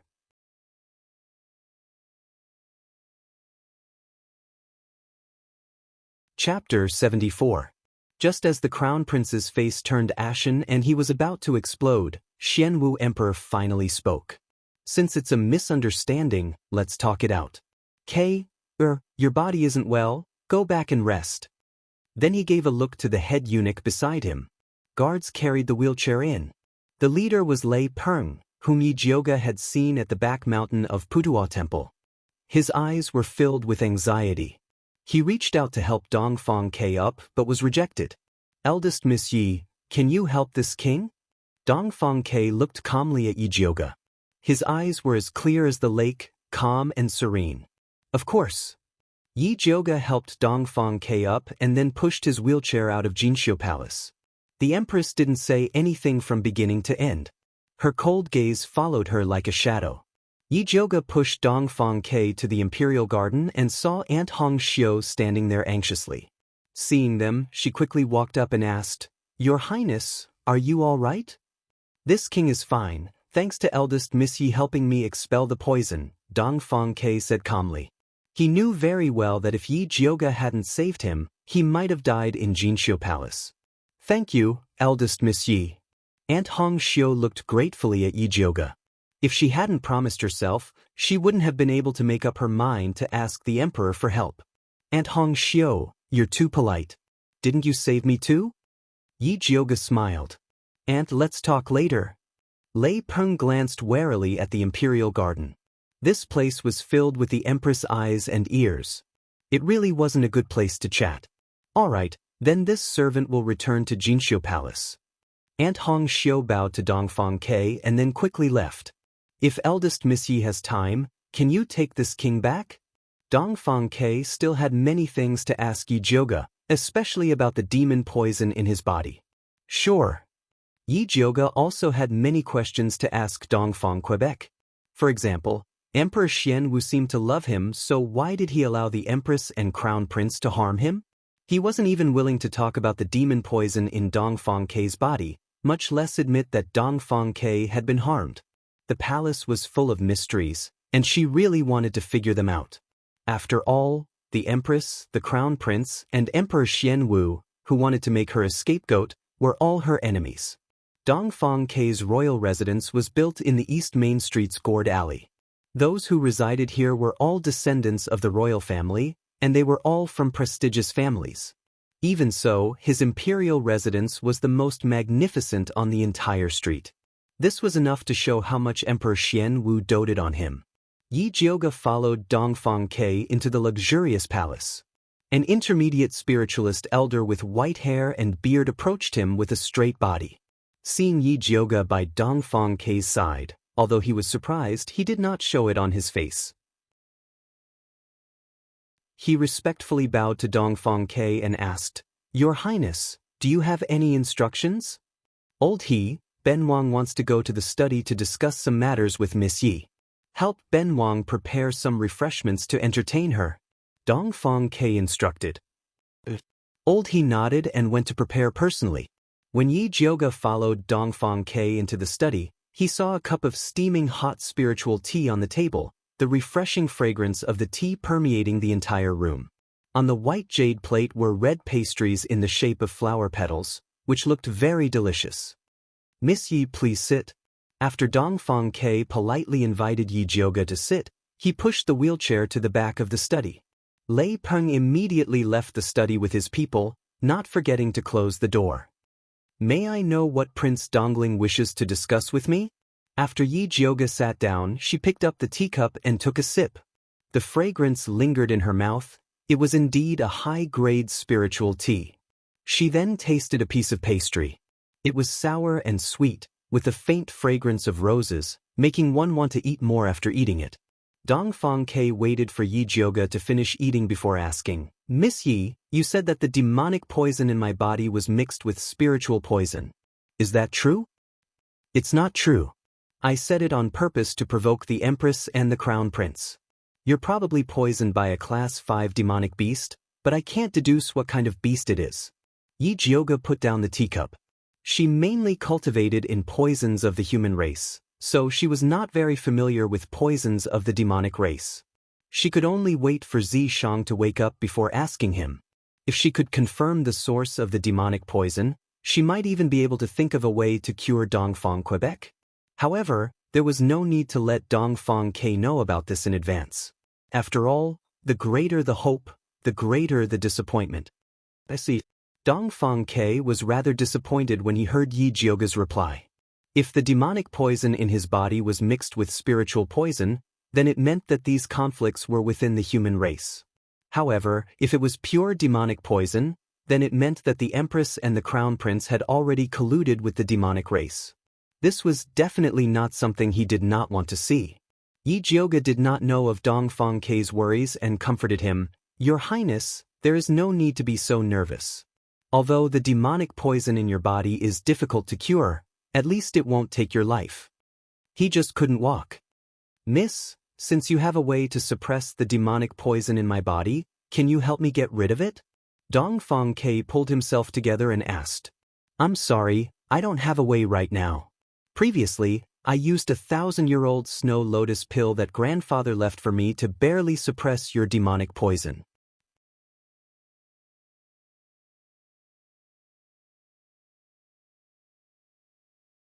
Just as Yi Jioge put away the brocade box, Lei Peng's respectful voice came from outside the door. Your Highness, a mother of the Yi family is waiting outside, saying that she wants to see the eldest Mississippi. It must be Mother Qing. Yi Jioge cursed inwardly. He had forgotten to inform Mother Qing when he came out. She must have waited at the palace gate for a long time before she found this place. Since that's the case, I won't keep you any longer. Dongfang Ke said tactfully. Lei Peng, send Miss Yi out. Lei Peng nodded and said respectfully to Yi Jioge, Miss Yi, please. Then I'll take my leave. Yi Jioge bade farewell to Dongfang Ke and left with Lei Peng. Dongfang Ke looked at Yi Jioge's departing figure, his handsome and gloomy face flickering. No one knew what he was thinking. At this time, a voice came from outside the study. Your Highness, come in. Dongfang Ke came to his senses and said. After the window opened, a man wearing black clothes flipped over and entered. It was Yi Jioge's old acquaintance, Bai Songling. Why you here? Dongfang Ke asked. I heard that you were plotted against by the Empress in the Imperial Palace. I was really worried and wanted to come and see. Are you all right? After Bai Songling finished speaking, he sat down. It could be seen that he and Dongfang Ke were very familiar with each other. The way they interacted did not seem like subordinates, but more like friends and brothers. I'm fine. Dongfang Ke shook his head and said, It's all thanks to Yi Jioge for saving my life. I originally wanted to use this opportunity to have you save Yi Jioge so that she would owe you a favor. I didn't think that we would owe her a favor instead. Bai Songling was extremely emotional. This Yi Jioge was simply a lucky star. She always had a way to turn danger into safety. Previously, when they and Yi Jioge went to save Yi Rui, it was all thanks to her that they had escaped from the fire. She really is a lucky star. Dongfang Ke was very much in agreement. It would be great if this lucky star belonged to him. Bai Songling did not know that Dongfang Ke already had feelings for Yi Jioge and continued to ask, Right, didn't you enter the palace to meet the emperor today? How did you fall for the Empress scheme? The Empress is becoming bolder and bolder. She dares to act against this prince in front of Imperial Father. Dongfang Ke's expression immediately darkened. Emperor Xianwu had previously obtained a flask of spirit wine that could consolidate and increase one's cultivation. He had taken it out to share with his sons. A flask of spirit wine was poured out according to the age of the princes. Because the great imperial prince had died prematurely, it started from the crown prince. When he arrived in front of Dongfang Ke, he faintly felt that something was wrong. He secretly used a silver needle to test the spirit wine, but there was no problem. Because everyone was drinking the same wine, he had no evidence and could not turn hostile, so he still drank it. After drinking it, he quickly discovered that he had been poisoned. He wanted to go to Splendid Palace to find Aunt Hong Xiu for help before the drug took effect, but he had not expected to run into Yi Jioge. The Empress is becoming more and more arrogant, but His Majesty is actually not doing anything. Bai Songling frowned. The Empress had really gone crazy to act in front of His Majesty. However, the craziest thing was that His Majesty had actually endured it. I can't see through Imperial Father's actions these past few years. Dongfang Ke looked out the window. His dark eyes were as deep as an abyss, revealing a heavy melancholy. When his lady mother was still alive, Imperial Father had truly cared for him. However, ever since his lady mother passed away, Imperial Father had completely changed. His concern for him was filled with hypocrisy and was completely done for others to see. I think you should enter the palace less in the future. These past few years, the Empress has obtained many strange poisons from the Su family. Even if you can hide for a while, you can't hide forever. Bai Songling said worriedly. I will be careful in the future. Dongfang Ke knew that Bai Songling was worried about him. He also felt that the Empress methods were becoming more and more difficult to guard against. For example, the cup of spirit wine today. He did not know what method the Empress had used to conceal the unique fragrance and sticky sweetness of the love silk grass. Not only could the silver needle not detect it, but he also did not feel any strange smell after drinking it. Until the poison took effect, he had not thought that he had been poisoned by the love silk grass. Chapter 76. Bai Songling thought of something and hurriedly asked Dongfang Ke, I heard that Yi Jioge can use needles to force out the love poison in your body, then does she have a way to cure it? She said no. Dongfang Ke recalled the 1,000-year-old snow lotus pill that Yi Jioge had mentioned and asked Bai Songling, have you heard her talk about the 10,000 feet abyss? Bai Songling shook her head. They weren't that familiar with Yi Jioge. Go back and check it out. Although Dongfang Ke was in a daze at the time, he could still vaguely remember that after he had consumed a pill, there had been an extremely strong life force that had awakened his life force. But looking at Yi Jioge's attitude, it seemed that he wouldn't easily tell him this secret.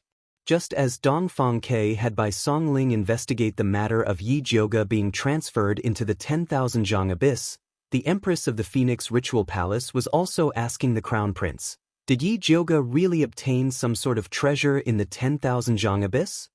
I don't know either.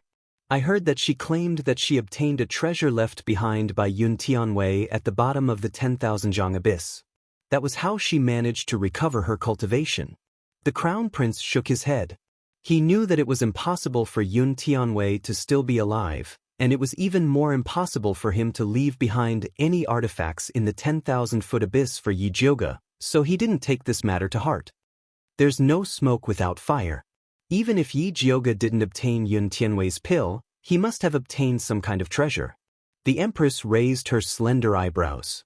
She was very dissatisfied that the Crown Prince had neglected such an important piece of information. That's what I thought at first, but when I sent people to investigate, I found that she didn't have any treasures on her. The Crown Prince hurriedly explained. He had privately sent many people to investigate, but they did not find any useful information. Later on, with the incident with Yi Yu, he stopped investigating. Even if Yi Jioge obtained the treasure, she wouldn't be able to use it openly. Send people to keep a close eye on her. If there's a chance, capture her and interrogate her properly. This consort doesn't believe that we won't be able to get anything out of her. As the Empress spoke, she scrutinized her long red nails. Her voice was calm but filled with murderous intent. She had originally wanted to spare Yi Jioge's little life, but she had courted death and stood on Dongfang Ke's side. She wanted to use the news of Yi Jioge's death to prove to everyone that being with Dongfang Ke would not end well. Yes, your son will go and do it now. The Crown Prince nodded his head respectfully. You can go and do your work now. Yi Jioge did not know that he had already been targeted by Dongfang Ke and the Empress. After she boarded the carriage, she was nagged by Mama Qing nonstop. Eldest miss, even if you want to repay Prince Dongling's kindness, you can't lose yourself in it. How can we participate in the battle between the royal families? Yes, I understand. Yi Jioga nodded perfunctorily. Big miss, this old servant doesn't care about other things, but you must listen to this old servant. Mother Qing was anxious. Previously, when eldest miss beat up the crown prince on the street, people would at most say that her love turned into hatred and she flew into a rage out of humiliation. She just laughed it off. But if the first young miss really stood on Dongfang Kei's side and opposed the crown prince, then it would be a battle between factions, and if they were not careful, they would attract a great calamity. Mother Qing, I know you care about me. But don't worry, I know what I'm doing. I definitely won't fall for it. Yi Jioga comforted Mother Qing. The current situation was that the Empress and the Crown Prince had already determined that she was in cahoots with Dongfang Quebec. Even if she wanted to escape, it would be impossible. However, Yi Jioga's comforting words could not make Mother Qing shut up. After returning to Purple Forest Park, Mother Qing was still incessantly advising Yi Jioga not to play with fire. She should obediently stay at home and be a well-bred young lady. After a few years, she should find a good family to marry. Yi Jioga was extremely annoyed by Mother Qing's nagging. In order to divert her attention, she took out the spiritual tool that Dongfang Kei had given her. Mother Qing, look at what this is. Ah, where did you get this snake? Mother Qing was shocked by the silver snake in the box. This isn't a snake, this is the second-grade spiritual tool, Lightning Serpent Illusion Whip. Seeing that Mother Qing was shocked, Yi Jioga couldn't help but reveal a proud smile, like a child who had successfully pulled a prank. This is the legendary spiritual tool? Mother Qing couldn't help but widen her eyes. She looked at the small silver snake as if she was looking at a peerless treasure. She wanted to touch it but didn't dare to. Yi Jioga picked up the whip and poured his spiritual power into it. The slumbering silver snake seemed to have woken up. It quickly grew from 3 inches to 7 feet long, and its entire body flashed with purple lightning. Yi Jioga casually threw it at a strange stone placed in the courtyard. There was a loud bang. That huge stone turned into powder. This power was double of her usual attack. No wonder spirit practitioners wanted a spiritual tool even in their dreams. Eldest miss, this spiritual tool is not cheap. Mother Qing was also a cultivator. Seeing such a treasure, she naturally couldn't bear to part with it. Without several tens of thousands of gold, I don't think I can get it. This was still her conservative estimate. Several tens of thousands of gold? Mother Qing's eyes widened. The most silver she had seen in her life was only a few thousand silver taels. Several tens of thousands of gold for a spiritual whip, it really opened her eyes. Come, Mother Qing, you give it a try. Yi Jioga handed the spiritual whip to Mother Qing. Although this thunder snake illusionary whip was most suitable for people with lightning spiritual power, other spirit practitioners could also use it. This old servant has gold spiritual power, it won't break right. Mother Qing was a little hesitant, but her pair of eyes were tightly glued to the spiritual whip. Obviously, she wanted to try it. If it could be broken so easily, it wouldn't be a spiritual tool, but a glass tool. Yi Jioga directly stuffed the spiritual whip into Mother Qing's hand, letting her feel at ease to use it. Mother Qing tried to pour a bit of gold spiritual power into the spiritual whip. She saw that the small snake turned into a golden snake, but it was much smaller than before. Its power was only 30% of Yi Jioga's attack. Eldest miss is more suitable to use it. Mother Qing returned the spiritual whip to Yi Jioga with satisfaction. Only such a treasure was worthy of her family's eldest miss. Yi Jioga was about to say that if there was a chance in the future, he would also get a good spiritual tool for Mother Qing to use. Suddenly, she felt a strange feeling coming from her wrist. She quietly lowered her head and looked at the inside of her wrist. She saw that the purple mark that had already sunk into her skin suddenly floated out, and a faint purple light faintly floated inside. It was obvious that Zi Shang, who had been sleeping for a long time, was about to wake up. Yi Jioga remembered that she still owed Zi Shang 2 kisses. Afraid that he would wake up and ask for them, she hurriedly said to Mother Qing, "I'm tired, I want to go rest first. Do you want this old servant to prepare a hot bath for you?" Mother Qing thoughtfully asked. She felt that it would be more comfortable to rest after bathing. Yi Jioga's face darkened. He felt that Mother Qing wanted to wash her clean and send her to Zishang to taste. Chapter 77. Eldest Miss, did this old servant say something wrong? Mother Qing saw Eldest Miss's ugly expression and thought that her nagging had angered Eldest Mississippi. No. Yi Jioga quickly shook her head and pretended to be worried. "I just thought that father hasn't sent anyone to question me even though I've been back for so long. I wonder what's going on? You know that I offended Her Majesty the Empress in entering the palace this time. I'm afraid father won't forgive me. This old servant will go to the Jingyuan to find out." Mother Qing's face tightened and she immediately said nervously, "Usually, Master didn't like eldest young Mississippi. Now that eldest young Miss had offended the Empress and was related to Prince Dongling, Master probably wanted to eat eldest young Mississippi. She had to find out Master's movements." Yi Jioga saw that Mother Qing had left and then walked into her room. Just as she closed the door, Zishang's demonic and impetuous voice sounded in her ears. "Xiao Jioga has become bolder and bolder in this honored one's absence." Then she fell into a familiar embrace. Her nose was filled with Zishang's unique cold fragrance. Yi Jioga found that Zishang's voice was not right and quickly turned to look at him. "What do you mean? This honored one should have told you not to reveal any information about the heart of the Tree of God." This disobedient girl had used the heart of the Tree of God to save a human prince. If he hadn't woken up in time and sealed off the presence of the Tree of God, those old geezers hiding in the palace would have immediately appeared and eaten her alive. Yi Jioga looked at Zishang's cold handsome face. That pair of purple vertical pupils stared at her with suppressed anger. Under Zishang's aggressive purple eyes, she felt inexplicably guilty. It was as if she was a restless woman who had been caught in the act by her husband who had returned from outside. Pa. Zishang wasn't her husband. Yi Jioga tossed that damned thought out of his mind and explained, "The situation was dire at the time. If I didn't save Dongfang Ke, the Empress would pin the crime of murdering a prince on my head. At that time, I wouldn't be able to keep my life." Zishang's eyes narrowed as he looked at Yi Jioga. His eyes were so bright that they seemed to be able to see through everything, and he seemed to be weighing whether her words were true or not. Yi Jioga looked at him calmly and said, "I am not related to Dongfang Ke. Why should I risk my life to save him? At the end of the day, I am only trying to save myself." "Is that so? You're not related to him at all.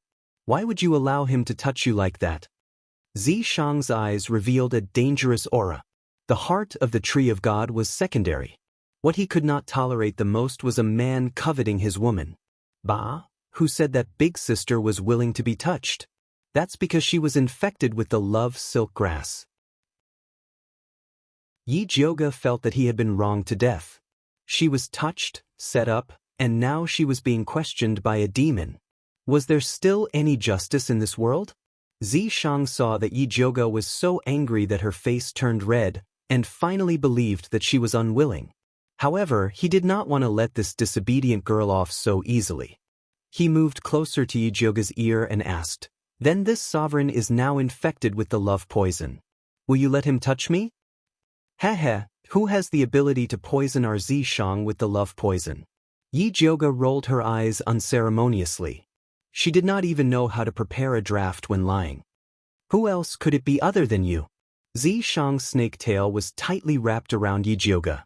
One of his fiery large hands was holding her waist, while the other moved up along her waistline, stopping at her abdomen. "Where did he touch you?" Previously, Yi Jioga did not feel anything when Dongfang Ke touched her. Now that Zishang touched her, she felt as if her skin was about to be scalded, and her entire body was about to be set on fire. Yi Jioga's face turned red, and she slapped Zishang's hand away. She put on a fierce expression and said, "Don't touch me. This sovereign will ask you again. Did he touch you here?" Zishang's hand was pressed against Yi Jioga's abdomen without moving. "It's none of your business." Yi Jioga turned her head and refused to answer this damned question. Little Jioga, don't forget that you belong to this sovereign. Zishang felt that he had to make Yi Jioga realize this. If you want to sleep, just say it. Don't talk nonsense. Yi Jioga provoked intentionally. Even if she sold herself to Zishang, she did not want to be controlled by him. Stubborn little thing. Zishang's gaze darkened, and a dangerous light appeared in his eyes. He reached out and sealed a few of Yi Jioga's major acupuncture points, then threw her onto the bed. Then he grabbed a silk handkerchief and firmly tied her hands to the headboard of the bed. Are you crazy? Let go of me. Yi Jioga was extremely furious. She raised her leg to kick him, but Zishang pressed her down. Be good and this sovereign will be gentler to you. Zishang's extremely beautiful face revealed an icy expression. His coldness carried a bloodthirsty allure, causing Yi Jioga's entire body to tremble. When she came back to her senses, she found that Zishang was using actions that did not match his expression.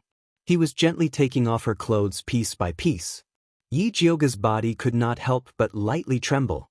She did not expect that Zishang, who was always smiling and would not get angry no matter what she said, would be so terrifying when he was angry. It made her, who had always prided herself as a masculine woman, scared. When all of her clothes were taken off, leaving only her underwear, Yi Jioga could clearly feel goosebumps appearing on her smooth skin. She tried hard to calm herself down, and fiercely looked at Zishang. She swore in her heart. If this guy really forced himself on her, then she would cut off all ties with him and never talk to him again. Where did he touch you? Zishang touched the smooth skin of Yi Jioga's abdomen as he stared at her. That's right.